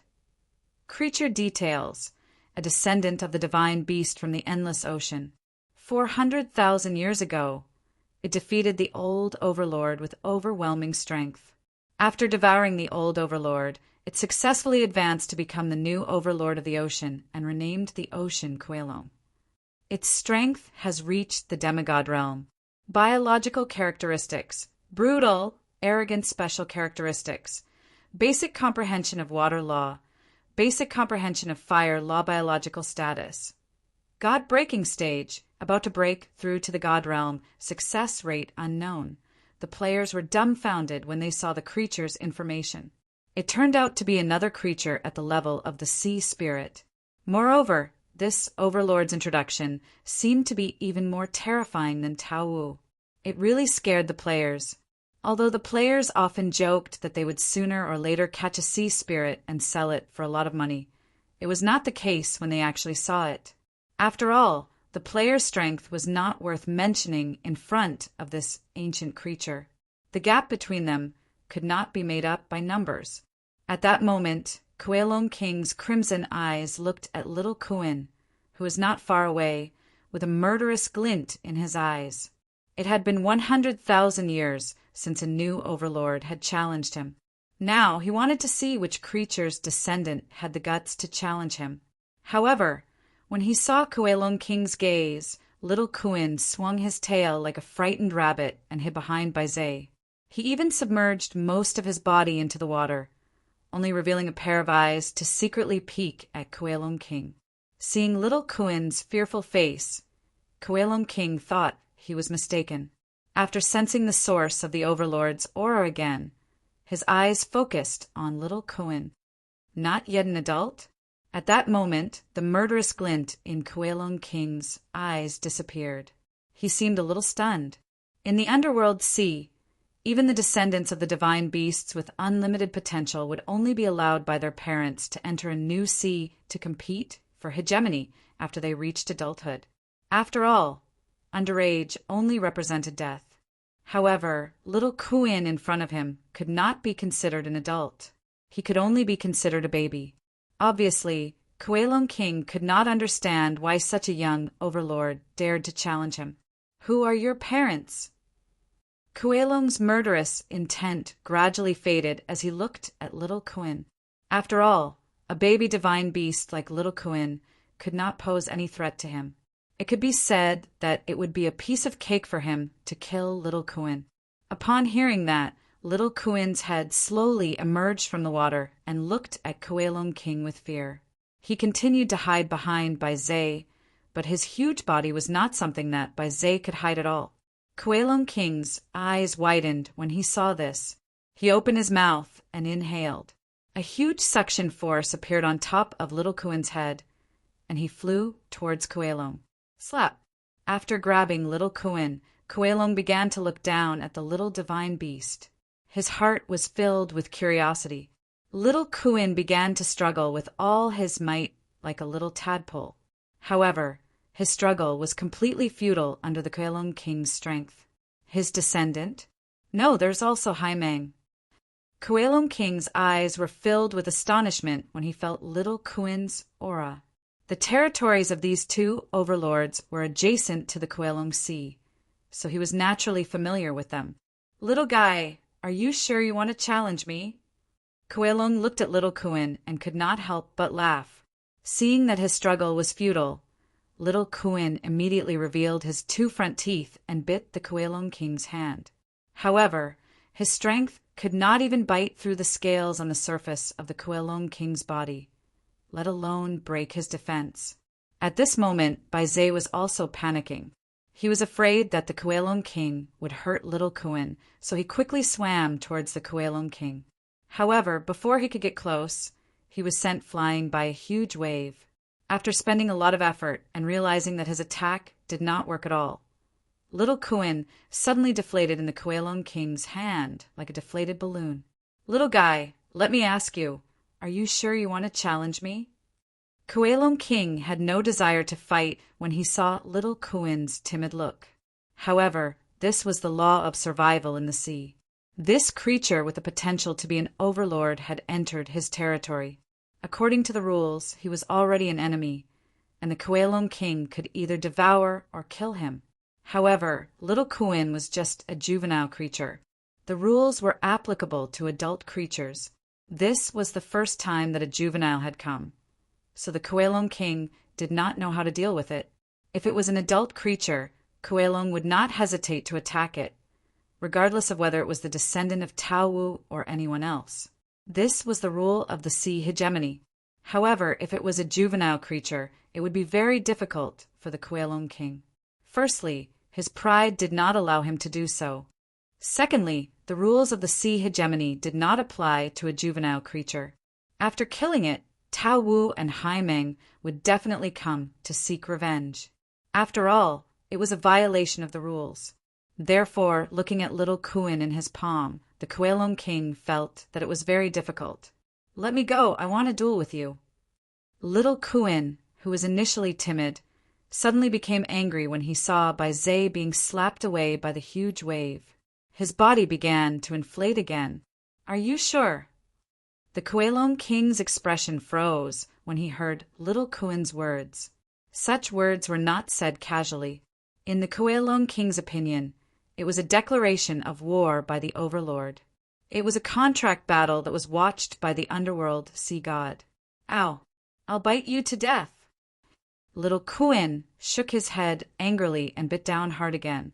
At this moment, a shadow of a sharp fang of an unknown creature appeared on top of the Kuelong King and little Kuin's heads. Then the two shadows of the fang collided and dissipated, turning into two streams of energy that drilled into the Kuelong King and little Kuin's bodies. In the distance, Bai Zhe, who had just emerged from the waves, also received a game notification. Game notification. The NPC little Kuin that is bound to you has activated the Sea Hegemony contract. Frowny face, Sea Hegemony contract. Contract details. Under the witness of the underworld sea god, little Kuin officially declares war on the Kuelong King, the overlord of the Kuelong Ocean. The winner will receive the blessing of the underworld sea god and become the overlord of the Kuelong Ocean. Contract notification. Since the challenger, little Kuin, has yet to reach adulthood, the contract will not take effect even though it has been established. The challenge will be carried out after little Kuin reaches adulthood. Contract notification 2. This challenge is initiated by the descendant of the divine beast, little Kuin. If little Kuin does not fulfill the terms of the challenge within the stipulated time after he reaches adulthood, the underworld sea god will deprive him of his natural ability, ocean affinity, and the bloodline of the divine beast. Contract notification 3. This challenge is witnessed by the underworld sea god. After the new overlord succeeds in the challenge, his natural ability, ocean affinity, will be upgraded. Contract notification 4. During little Kuin's adulthood, the challenged must not hurt the challenger. Ha ha ha, little fella, you've got guts to challenge me. Under the witness of the underworld sea god, this contract has been established. We can't go against the sea god's power. I won't hurt you during your adulthood. Hurry up and become an adult. Don't let me down. The Kuelong King burst into laughter as he looked at the confused little Kuin. Just as he said, this challenge was never a child's play. As long as the new overlord acknowledged him, the underworld sea god would naturally sense it and sign the sea hegemony contract for them. Although little Kuin was still very young, he was undoubtedly the Kuelong King's enemy. He was an enemy who was qualified to compete with him for hegemony in this ocean. Although little Kuin did not understand what was going on, the Kuelong King's laughter scared little Kuin so much that he spat out a bubble subconsciously. Little fella, perhaps your challenge is the opportunity for me to advance to the divine state. Grow up quickly, the Kuelong King said as he placed little Kuin into the water. His eyes were filled with gratification. After entering the water, little Kuin quickly swam to Bai Zhe's side. He then raised his head and continued to look at the Kuelong King with hostility. He let out a long cry. Chirp! The Kuelong King smiled indifferently. He lowered his head and looked at the surrounding players who were trying their best to attack the demon imprisoning array. He then looked at little Kuin before he suddenly jumped into the water, setting off a huge wave. As the Kuelong King dived, A crimson tail emerged from the bottom of the water and slapped hard on the defensive wall of the demon imprisoning array. Kacha! Chapter 311. Kuelong's tail swipe left a clear mark on the demon imprisoning array. The entire array did not even have time to transmit the force of the attack before it shattered with a loud bang. The lords who were connected to the formation turned pale at the sight of the demon imprisoning formation's destruction. A few of the weaker lords could not help but vomit blood as the backlash reverberated in their bodies. *CK. How did the formation break? Quick, quick, quick. Save the Sea King. Kill.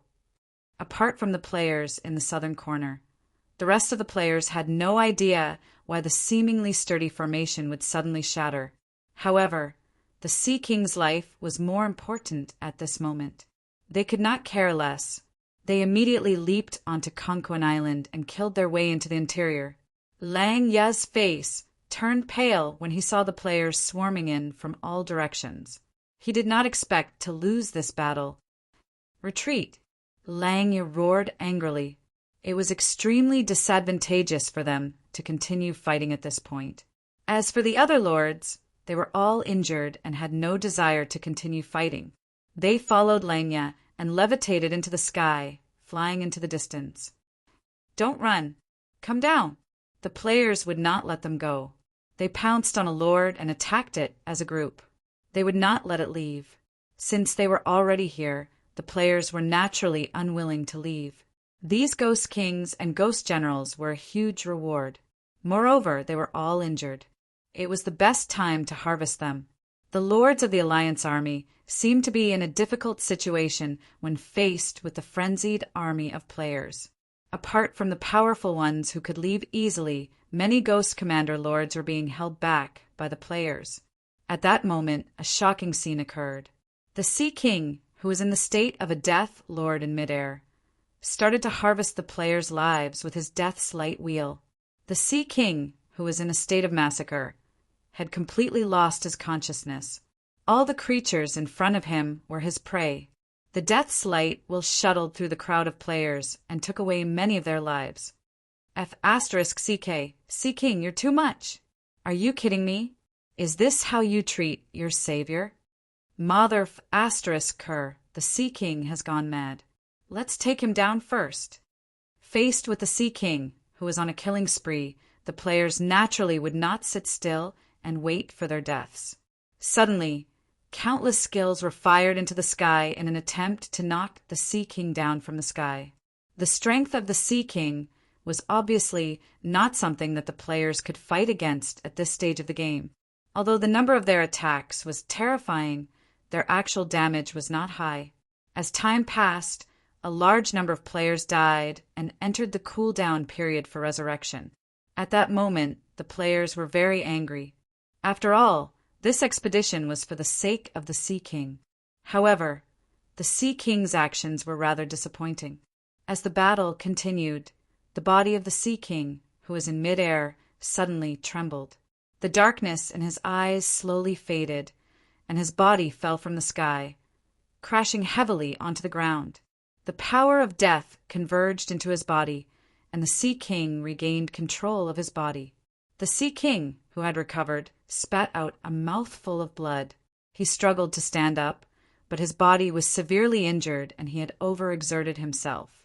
He was clearly not as strong as he wished. Cough, cough!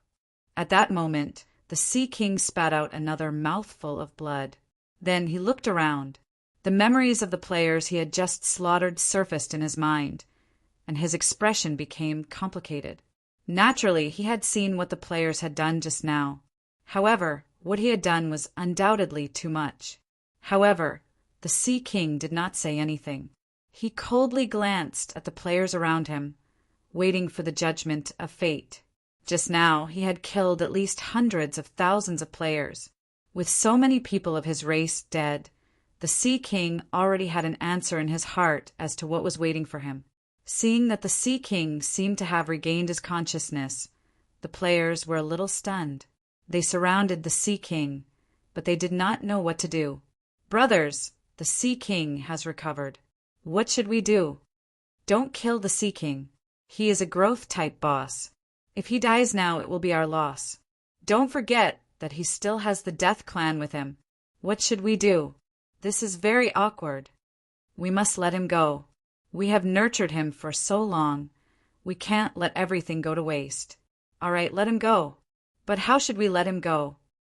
Faced with the Sea King who had regained his consciousness, the players began to whisper in the live chat channel, discussing how to deal with the heavily injured Sea King. After a stalemate of about 10 minutes, the players came to a conclusion in the live chat channel.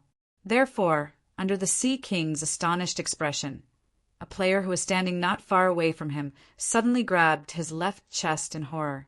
He knelt on the ground with a pale face. Then, with a thud, he fell face first onto the ground and stopped moving. What the F***CK? There is a mysterious force devouring my consciousness. Ah, it hurts. Another player fell to the ground with a pale face. He even twitched a few times before he suddenly stopped moving. Oh my God, what a terrifying force. Is it a god? My heart is going to explode. Who is secretly plotting against me? Damn it, I can't take it anymore. I can feel a mysterious force eroding my body. I can't control my body anymore. What a terrifying force. I don't want to die. Why is there only darkness in front of me? I can feel my life slipping away. I'm getting closer and closer to death. Bastard, I don't want to die. In front of the Sea King's dumbfounded expression, the players fell to the ground one by one in horror. This made the Sea King subconsciously nervous, thinking that there was really a terrifying existence in the dark.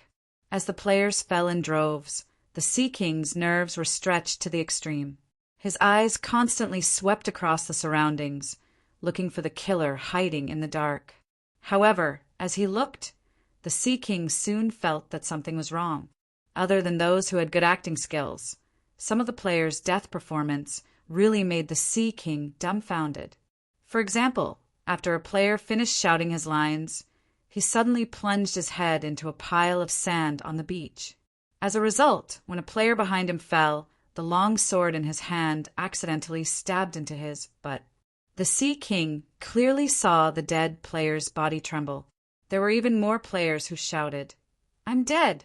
Ah, ah," before they died and fell to the ground. The Sea King felt that his intelligence was being insulted by the prolonged "ah, ah, ah." In less than a moment, all the players on Conquin Island were dead. The Sea King did not want to talk anymore. He felt that he had never seen such fake acting skills. Just now, he even saw a player who said that he was devoured by the evil god scratching his, but when he was bitten by the poisonous mosquitoes on the island. Although he did not understand what the players were doing, the Sea King naturally did not want to die. As his physical strength gradually recovered, he endured the discomfort and struggled to stand up. He limped to the shore and jumped into the sea. Then a white wave appeared on the surface of the sea and slowly moved to the distance. After the Sea King left, the players turned over and sat up one by one. At this moment, the live chat channel was even noisier. They were all criticizing each other for their poor acting skills and embarrassing performances. Soon, the players had switched from the live chat channel to the real world. In the end, they all drew their weapons. Many guilds that were already in conflict with each other could not help but start killing each other. Lu Wu, who was sitting behind the scenes and observing the scene, could not help but cover his face and feel embarrassed for them. Chapter 312. After the battle on Conquin Island, the Sea King managed to escape with the help of the players. The players played a crucial role in this battle. Without them, the Sea King would not have been able to extricate himself from the predicament and would eventually fall. After the battle, the Sea King returned to Shinma Island with mixed feelings. His past hatred and the help he received from the players intertwined in his mind. He had to admit that his hatred for the players had faded, but he still did not let go of his hatred, because he swore that he would definitely take revenge. After the battle, other than a few guild members who fought each other on Conquin Island due to long-standing conflicts, the rest of the players began to sail back to Bakey. When the army of players crossed the border of the Quelong Ocean and entered the Void Ocean, Tao Wu, who was in a deep sleep, suddenly opened his eyes. At this moment, he felt an overlord's aura entering his territory. Thinking that it was a challenge, Tao Wu raised his head with a ferocious look in his eyes. The overlord's challenge would end with the death of one of the parties. Tao Wu knew this very well and was even more prepared for battle. However, he immediately felt that something was wrong.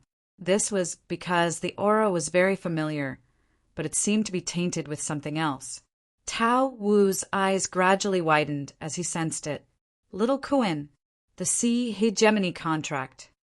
Tao Wu was dumbfounded. He finally realized why Little Kuan's aura had changed. It was because his body was tainted with the aura of the underworld sea god. This also meant that Little Kuan had challenged the overlords of other seas under the witness of the underworld sea god. Tao Wu trembled with anger as he thought of this. You're really something. Little Kuan, who was still in his infancy state, dared to challenge the overlords of other seas. Although the news was unbelievable, the underworld sea god's aura was unmistakable. Tao Wu clenched his teeth, feeling aggrieved and terrified. With such a stupid son, Lao Ai felt mentally and physically exhausted. However, Little Kuan was his son after all, so he could not ignore this matter. Tao Wu immediately got up and swam toward the area where Little Kuan was. On this day, Lu Wu was browsing the posts on the official website. At this moment, a black hole suddenly appeared beside him. Then, a small hand appeared and pulled him in. However, Lu Wu did not panic because this was the power of the artifact. Apart from him, only Bei Li could use the power of the artifact. After his figure appeared in the artifact space, Lu Wu's attention was immediately attracted by a remnant page that was floating in the artifact space. At this moment, this remnant page was burning fiercely. Golden veined patterns slowly appeared amidst the burning, flickering with dazzling golden light. At the same time, countless balls of soul power in the surroundings were constantly surging into the flames, seemingly aiding the combustion. What are they trying to do? Lu Wu glanced at the rapidly decreasing soul coins in his inventory and quickly turned his head to look at Bei Li, who was wearing a white coat. This is the true form of the remnant page of the human emperor's mirror. Bei Li laughed as she looked at the burning remnant page. What's the use? Lu Wu asked as he looked at the golden lines that were gradually becoming clearer on the remnant page. His heart ached as he looked at the soul coins that were decreasing rapidly. Hearing this, Bei Li squinted her eyes and smiled. Do you still want to cultivate the Dark Emperor Codex? Lu Wu quickly shook his head. What a joke. After knowing that the Dark Emperor Codex relied on countless transformations to temper one's divine sense and physical body, Lu Wu had completely given up on this cultivation method. After all, transformations were the most annoying. Especially after the few months of transforming into a cat, Lu Wu was traumatized. He almost thought that he was really a pet cat. Although the cultivation method was powerful, the process was too tortuous. Lu Wu felt that his little heart could not take it. Actually, the Dark Emperor Codex is quite good. This cultivation method combines the strengths of all the divine beasts. When you cultivate it to the highest level, it is equivalent to combining the bloodline power of all the divine beasts. It is a codex that can help you become an emperor. However, I think you have a better choice now. Hearing this, Lu Wu's heart skipped a beat. He raised his head and looked at the remnant page of the human emperor's mirror that was burning in the air. This is the cultivation method of the human emperor.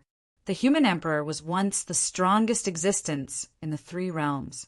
This cultivation method is better than the Dark Emperor Codex. It is very suitable for you. Bei Li nodded solemnly. How many soul coins do I need to restore the true form of the remnant page? Lu Wu asked in distress as he looked at the 10 million soul coins that were decreasing rapidly in his inventory. At this rate, I estimate that it will cost 30 million soul coins Bailey stuck out her tongue and said, "That's expensive." Lu Wu's eyes widened.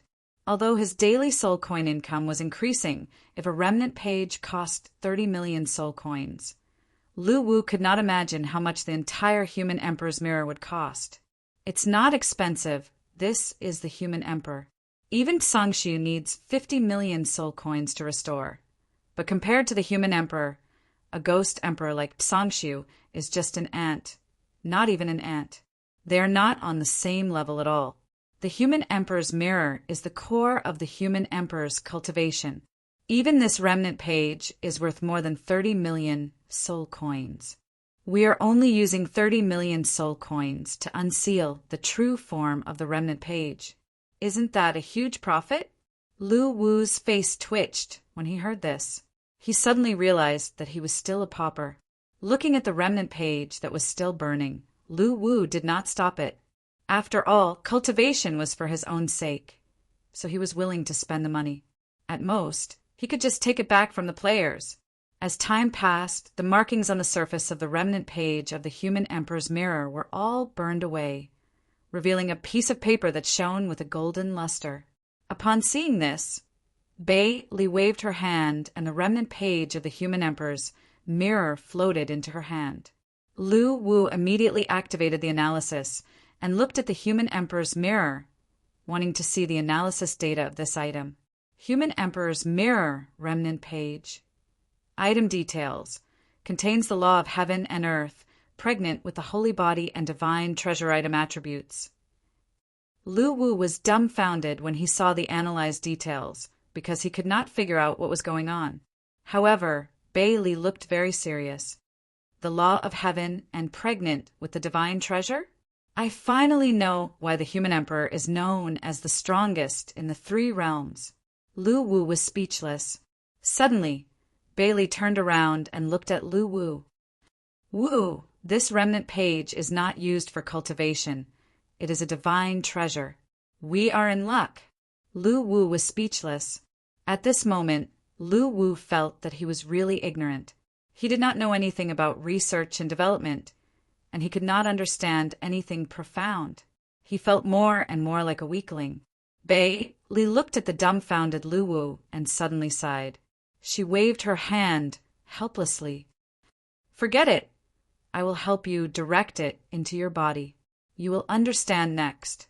As she spoke, Bailey walked to Lu Wu's side and placed the golden remnant page in his hand. Then she took a step back. At this moment, the power of the artifact suddenly descended. Lu Wu was shocked to find that the golden remnant page in his hand was slowly melting. It circled around his body like liquid, and then slowly seeped into his body through his pores. Pain, an excruciating pain, hit him. Lu Wu's body began to tremble uncontrollably.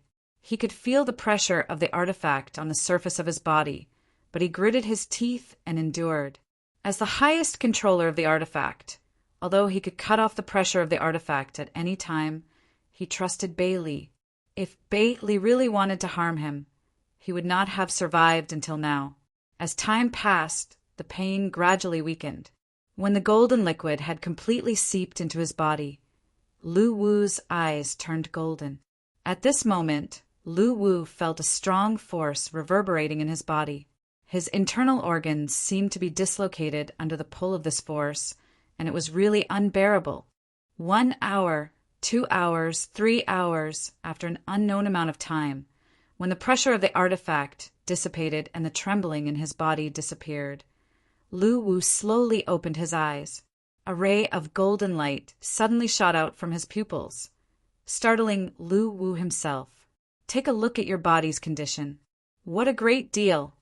Bailey's sweet voice came from the side. Lu Wu nodded and used analysis on himself. Lu Wu, owner of the battle artifact. Gender, male strength realm. Divine treasure level 1. Ghost commander intermediate mastery abilities.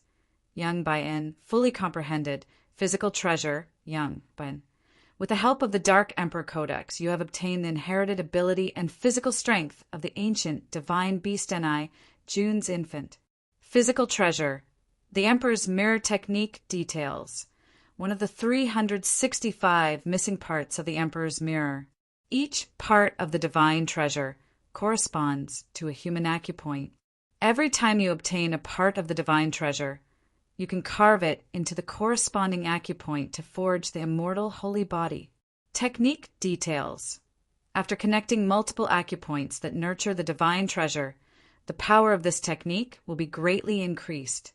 After all 365 acupoints have nurtured the divine treasure and formed a heavenly cycle, you can transform your physical body into a realm. Opened acupoint. Shinzang acupoint bestowed with supernatural power, immortal body, immortal soul. With the help of the Shinzang acupoint, the physical body and soul can complement and coexist. After the physical body is damaged, it can be repaired with the help of the soul. After the soul is destroyed, it can be repaired with the help of the physical body. Unnurtured Shinzang acupoints 364. Baihui, Shinting, Qihai, Qigu, Qimin, Taiyuan. Lu Wu was stunned when he saw his attributes. With just a remnant page, his strength had increased from the early stage of the Ghost Supreme Commander to the middle stage of the Ghost Supreme Commander, and he had even comprehended a supernatural power. The power of the Emperor's Mirror was obviously beyond Lu Wu's imagination. So powerful! Lu Wu couldn't help but exclaim, "The 30 million soul coins weren't spent in vain, right? I told you we've made a fortune." Bei Li stood proudly with her hands on her hips, looking very proud and eager to be praised. Lu Wu nodded excitedly when he heard that. After knowing that the remnant page of the Emperor's Mirror could bring such a powerful boost, Lu Wu was completely shocked. When he thought about the many underground research rooms of the Jie Technology Company that had the remnant page of the Emperor's Mirror, he couldn't help but smile maliciously. Chapter 313. America, Jie Technology's underground human experimentation headquarters. As the director of Jie Technology, Eric was looking at the data on the screen with a serious expression. He seemed to be very surprised. At that moment, the main control panel was displaying a report that was a combination of words and blueprints. Kinetic Mecha Preliminary Design, Creator, Tesla. This report was secretly given to him by the American military's higher-ups that they bribed. When Eric first received this report, he didn't think much of it. After all, in his opinion, it was too difficult to build a kinetic mecha with the current level of technology. He thought it was just a blueprint, so he didn't take it seriously. After all, there were too many similar blueprints in the American military. He would receive several copies every year. There were even UFO, spaceship manufacturing, space elevator structure, and other imaginative ideas. He would usually store these ideas in the Jie Technology's database, but he wouldn't put them into practice. After all, they had no practical value. However, after reading the report, Eric, who had a background in scientific research, was completely shocked. This was because Tesla's mecha preliminary design was too complete. The combination of the various systems, the construction and combination of the parts, everything was unbelievable to him. He had some understanding of Tesla as a research maniac. Although he was very talented and capable in scientific research, this report increased Eric's evaluation of Tesla by a few times. In order to verify the feasibility of this plan, Eric studied Tesla's report overnight. The next day, he used the simulation program in the laboratory to put it into practice. In the end, other than a few key points that were not smooth, the construction and operation of the mecha model were very successful. At that moment, Eric had a crazy idea in his mind. There was a fatal point in this report that Tesla had also personally marked out. It was that the construction of the mecha's core power source could not be done with current technology. It was even a question whether such a small core that could release a huge amount of kinetic energy existed on Earth. Unfortunately, Tesla wrote a line at the bottom of the report. Perhaps when we can perfectly control nuclear fusion technology, the mecha can only become a reality. This key problem might be an insurmountable problem for the American military, but it wasn't for Eric. This was because they had mastered spiritual power. After decades of attempts, they had become more and more proficient in using spiritual power. They even spent a few years to create a spirit core that was condensed from spiritual power. Eric already had the idea of building a mecha after seeing the small core that could release a powerful force mentioned by Tesla in the report. Things that were impossible for the U.S. military were completely possible for him. However, before building the mecha, there was still a big problem. After all, the report provided by Tesla was incomplete. Although it could be run on the simulator, there would still be many problems. If he wanted to try to build a mech, then Tesla would be the key. So Ari had a crazy idea to hijack Tesla.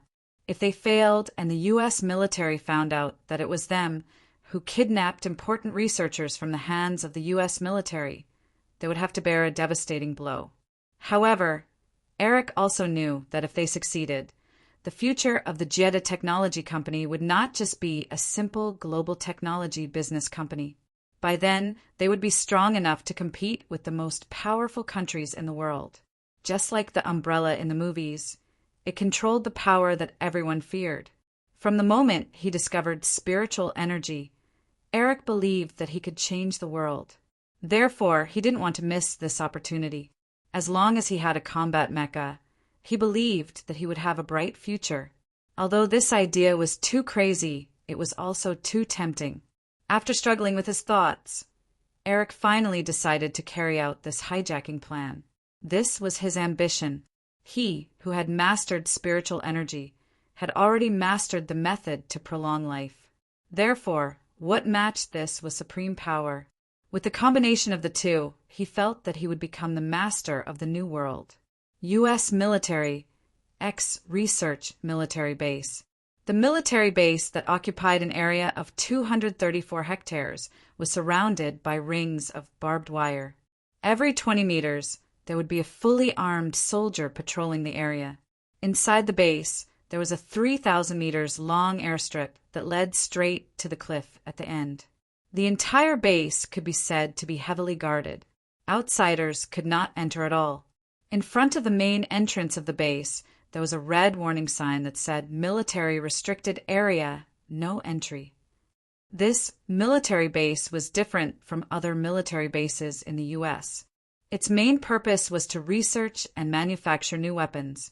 Other than protecting the safety of the researchers, the existence of these soldiers was also to prevent reporters and spies from approaching. After all, the value of the information inside the base was huge. If it was leaked, it would be a huge loss for the U.S. military.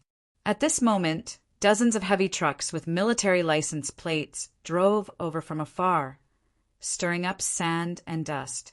After the captain of the soldiers stationed at the gate saw the heavy military trucks in the distance through the telescope, his expression became very serious. He took out his walkie-talkie and told the soldiers to be on guard. Then he began to report to the superiors inside the base. In this military base, members from other units would usually inform the superiors of the base one day in advance before their arrival. Their superiors would also inform them in advance. Therefore, the sudden appearance of dozens of military trucks made them vigilant. The soldiers stationed here were all elite warriors who had been carefully selected. Their alertness was very high, and before their superiors could reply, they quickly gathered at the main entrance.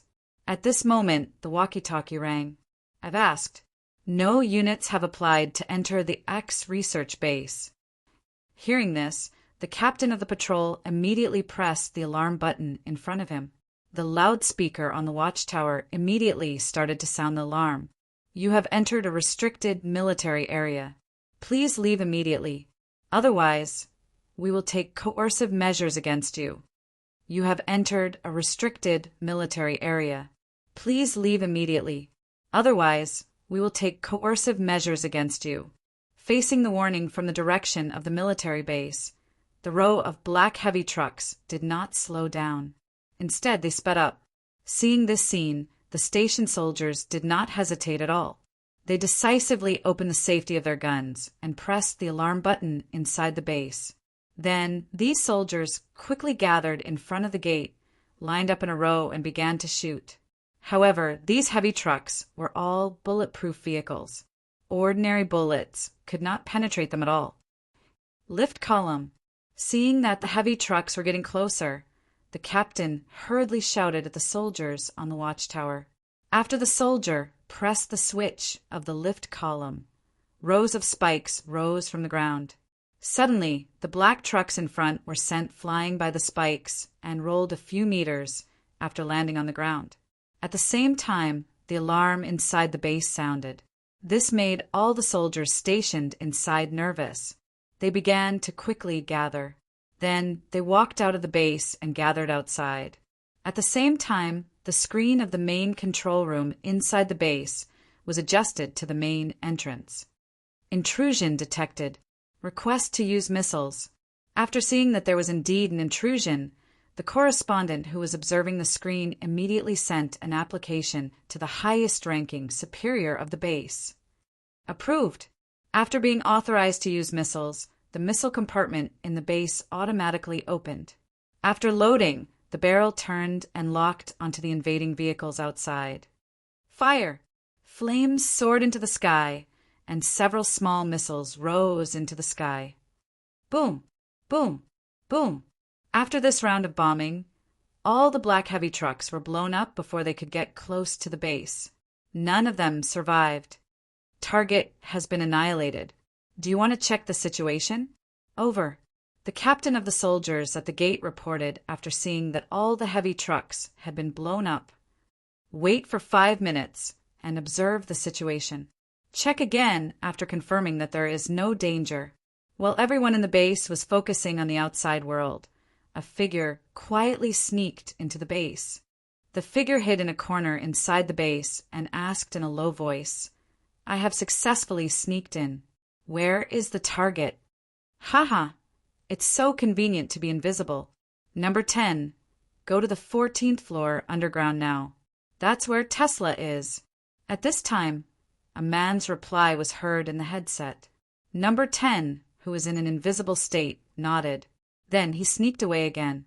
It had to be said that even though the soldiers stationed inside the military base had gone out, it was still not easy to sneak in here. Even the elevator that went underground required fingerprint and pupil verification. Fortunately, before the invasion, their higher-ups in the military had already transmitted all the information of the entire base to the underground headquarters of the Giada Corporation. In fact, they had a complete grasp of the internal situation, including the identification tools. It could be said that the invasion from the outside world was just a feint. Being invisible was the key. After all, the strength of the American military was there. Although they had the ability to crush the American military in terms of individual soldiers, there was still a huge gap in a head-on battle. In the laboratory on the 14th floor underground. In this personal laboratory that belonged to Tesla, there were many of the world's top scientific research instruments. The ground was littered with messy manuscripts, giving the whole laboratory a messy feeling. At this time, Tesla was lying in the gaming chamber playing the game. Ever since he tried playing the game, Tesla could be said to be completely addicted to it. Not only did the many high-tech products in the game fascinate him, but he was also surprised by the various complex settings, such as the habits of the creatures, racial relationships, and so on.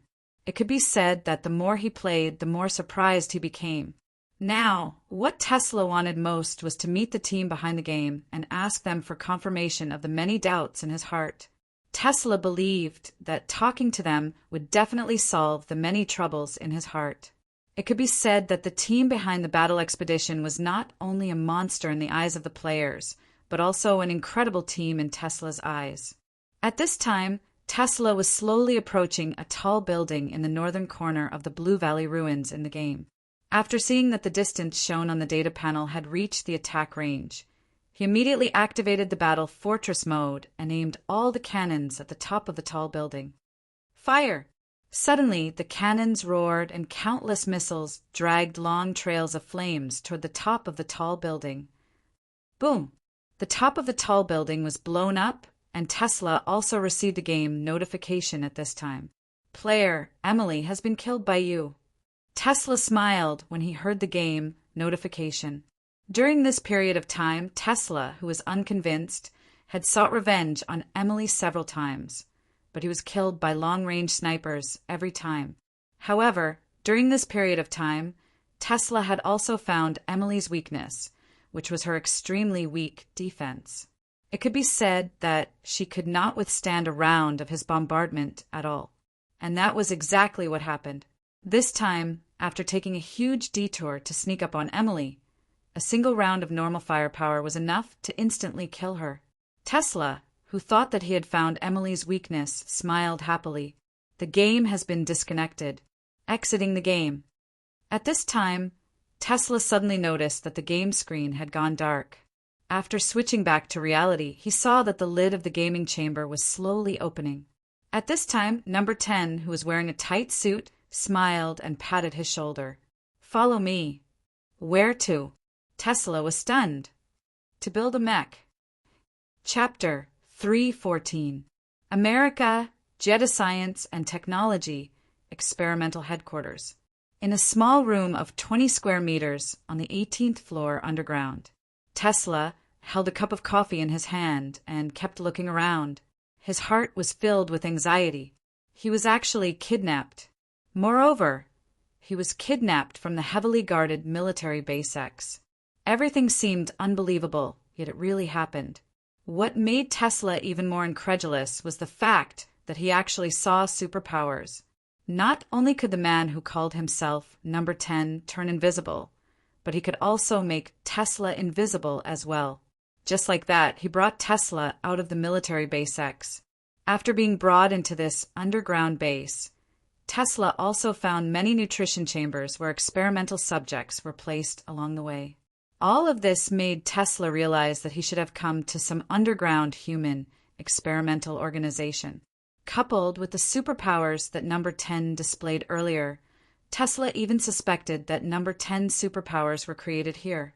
However, other than fear, Tesla felt an inexplicable excitement in his heart.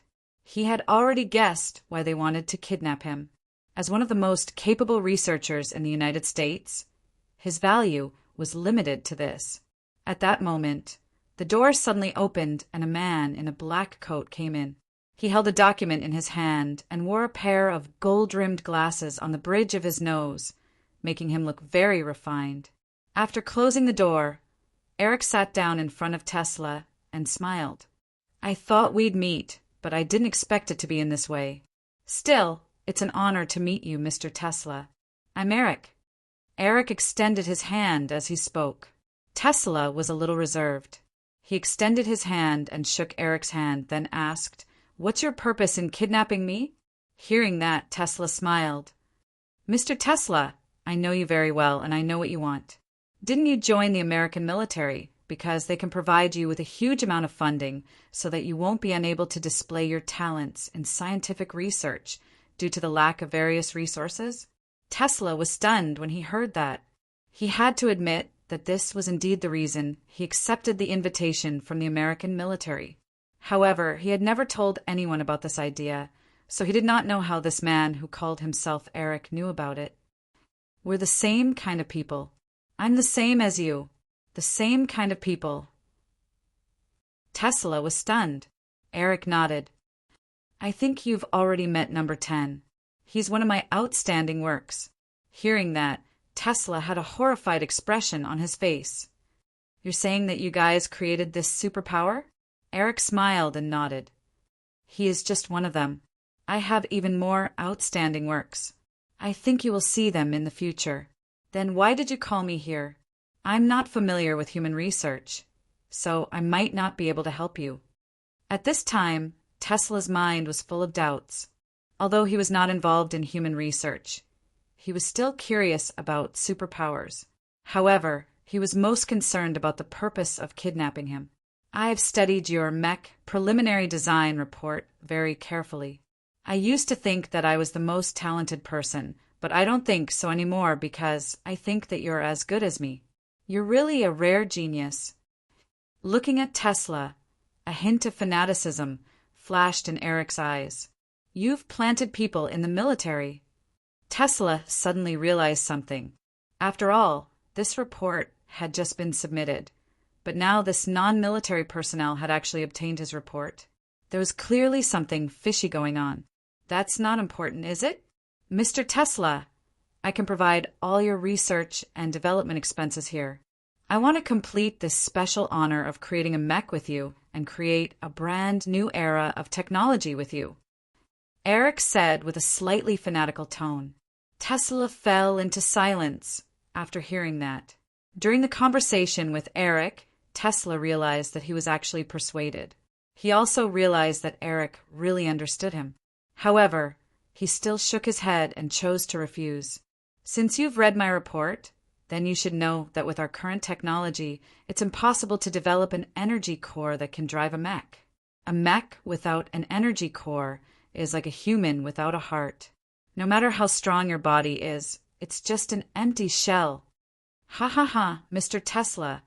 How could I not have considered this when I specially invited you here? If I tell you now that I've already created such an energy core, would you believe me? Upon hearing this, Tesla was shocked. He suddenly stood up and asked, Is what you said true? No matter how much you say, it's not as good as seeing it with your own eyes. Come with me. Eric placed the mech manufacturing preliminary design report in his hands on the table, then stood up and walked to the door. He turned around and glanced at Tesla, who was still in shock. Seeing that, Tesla hurriedly followed. At that moment, his heart was filled with excitement. If someone had told him that such an energy core had already been invented, he would have scoffed at it. However, today he had even seen a person with superpowers. Coupled with the confidence that Eric displayed, Tesla was already more than half convinced. He followed Eric to the elevator. Then, the two of them took the elevator to the 32nd floor underground. As soon as they walked out of the elevator, a row of security personnel stationed with guns looked over. However, after seeing Eric, these security personnel were very respectful and decisively dispersed to make a path. After passing through a few security rooms, Tesla followed Eric to an airtight metal room. After a series of identity verification, the door opened. Instantly, a rich fragrance assailed his nostrils. After taking a deep breath, Tesla felt that his body seemed to be much lighter. Filled with curiosity, Tesla followed Eric into the room. Immediately, his gaze was attracted by the stones that were placed in the glass cover and were shining with a soft luster. Is this the energy core? Tesla's voice seemed to be trembling. The energy dissipated through the glass cover was already so shocking. At that moment, Tesla completely believed what Eric had said. At that moment, Eric walked to a spirit stone, picked up a data report placed in front of it, and handed it to Tesla with a smile. Tesla received it with trembling hands. He glanced at the title of the report, Spirit Energy Core, then began to read. The more he looked at it, the more surprised Tesla became. It was only at this moment that he realized that there was actually an element called spiritual energy on Earth, which was extremely powerful. According to the data report, the energy produced by such a spirit stone core could supply the entire NYC with electricity for a day. How did you do it? After flipping through the report, Tesla suddenly raised his head and asked with bloodshot eyes.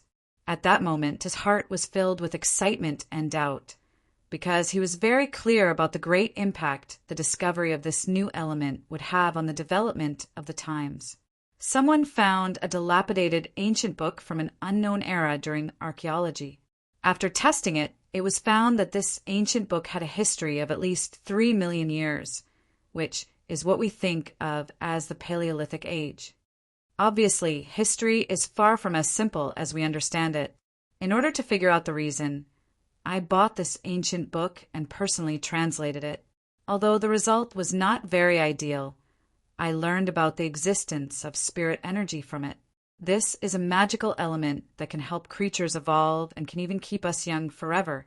Naturally, I didn't believe it at that time. I thought it was a book with religious overtones, but I still did a lot of experiments for it.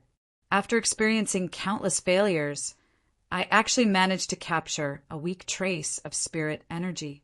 From that moment on, I knew that I would change the world." Upon hearing that, Tesla's face revealed an expression of admiration. At that moment, he did not think that Eric was arrogant. After understanding it, he felt that spirit energy was indeed an element that could change the world. "How about it, Mr. Tesla? Are you willing to go forward with me? I can give you things that the U.S. military can't, and I know you better than the U.S. military. We can be friends." At that moment, Tesla was completely moved. Eric had shocked him too much. Even though Tesla knew that this might be a road of no return, his restless heart still told him that he wanted to follow Eric and complete a feat that could change the world. This might be the greatest creation of his life. "Mr. Eric, I'm willing to join you." Upon hearing that, a smile appeared on Eric's face. In fact, he knew that Tesla would agree because he knew Tesla and understood what he desired. After that, Eric brought Tesla to visit the many technological products in the laboratory that relied on spirit energy, which shocked Tesla again and again. In the end, Eric brought Tesla into his office. The two of them began to discuss Tesla's preliminary mecha design plan. Both of them were top scholars with unique insights in the field of science and technology. It could be said that the more they talked, the more they got along. At that moment, Tesla had already regarded Eric as his bosom friend. He even felt that Eric was better than him in some aspects. As they chatted, the topic changed to the origin of the idea of mecha manufacturing. Tesla did not hide anything and told Eric about the game Battle Online. Upon hearing the 4 words Battle Online, Eric's expression suddenly froze. Eric was not familiar with the game Battle Online, but he was not a stranger to it either. Recently, one of the main products produced by the Jeda Technology Company, the gaming chamber, suffered a huge loss in sales because of this game. However, Eric did not specifically understand the game Battle Online. After all, to him it was just a game. Although he was the behind-the-scenes controller of the Jeda Technology Company, he basically did not ask about the business affairs. He only cared about the achievements in the field of science and technology. However, it was different to know about this game from Tesla. Battle Online had already piqued his curiosity. "You found inspiration in the game?" Eric asked curiously. "It's not inspiration. The game already has a complete design plan. It's so detailed that it can even build a perfect mecha. My design plan was originally based on the design in the game and improved on the materials in reality." "Oh, a game company can actually have this kind of capability?" Eric was very surprised. "You can go and experience it. You definitely won't be disappointed. I even suspect that the behind-the-scenes team of this game is like you guys, a very powerful underground organization." Eric frowned slightly. "A mysterious underground organization?" After pondering for a moment, Eric stood up and said, "Let's go. Let's go. I can't wait to see it." Tesla nodded immediately. After knowing Eric's capability, he believed that Eric would be as fascinated by this game as he was. Moreover, with Eric's help, his research and development in the game would definitely be smoother. Subsequently, the two of them took the elevator to the recreational area on the 2nd floor of the base. With the help of the staff, they lay down in the gaming chamber and clicked on the game Battle Online. At that moment, a notification suddenly appeared. "Game is incompatible. Unable to run.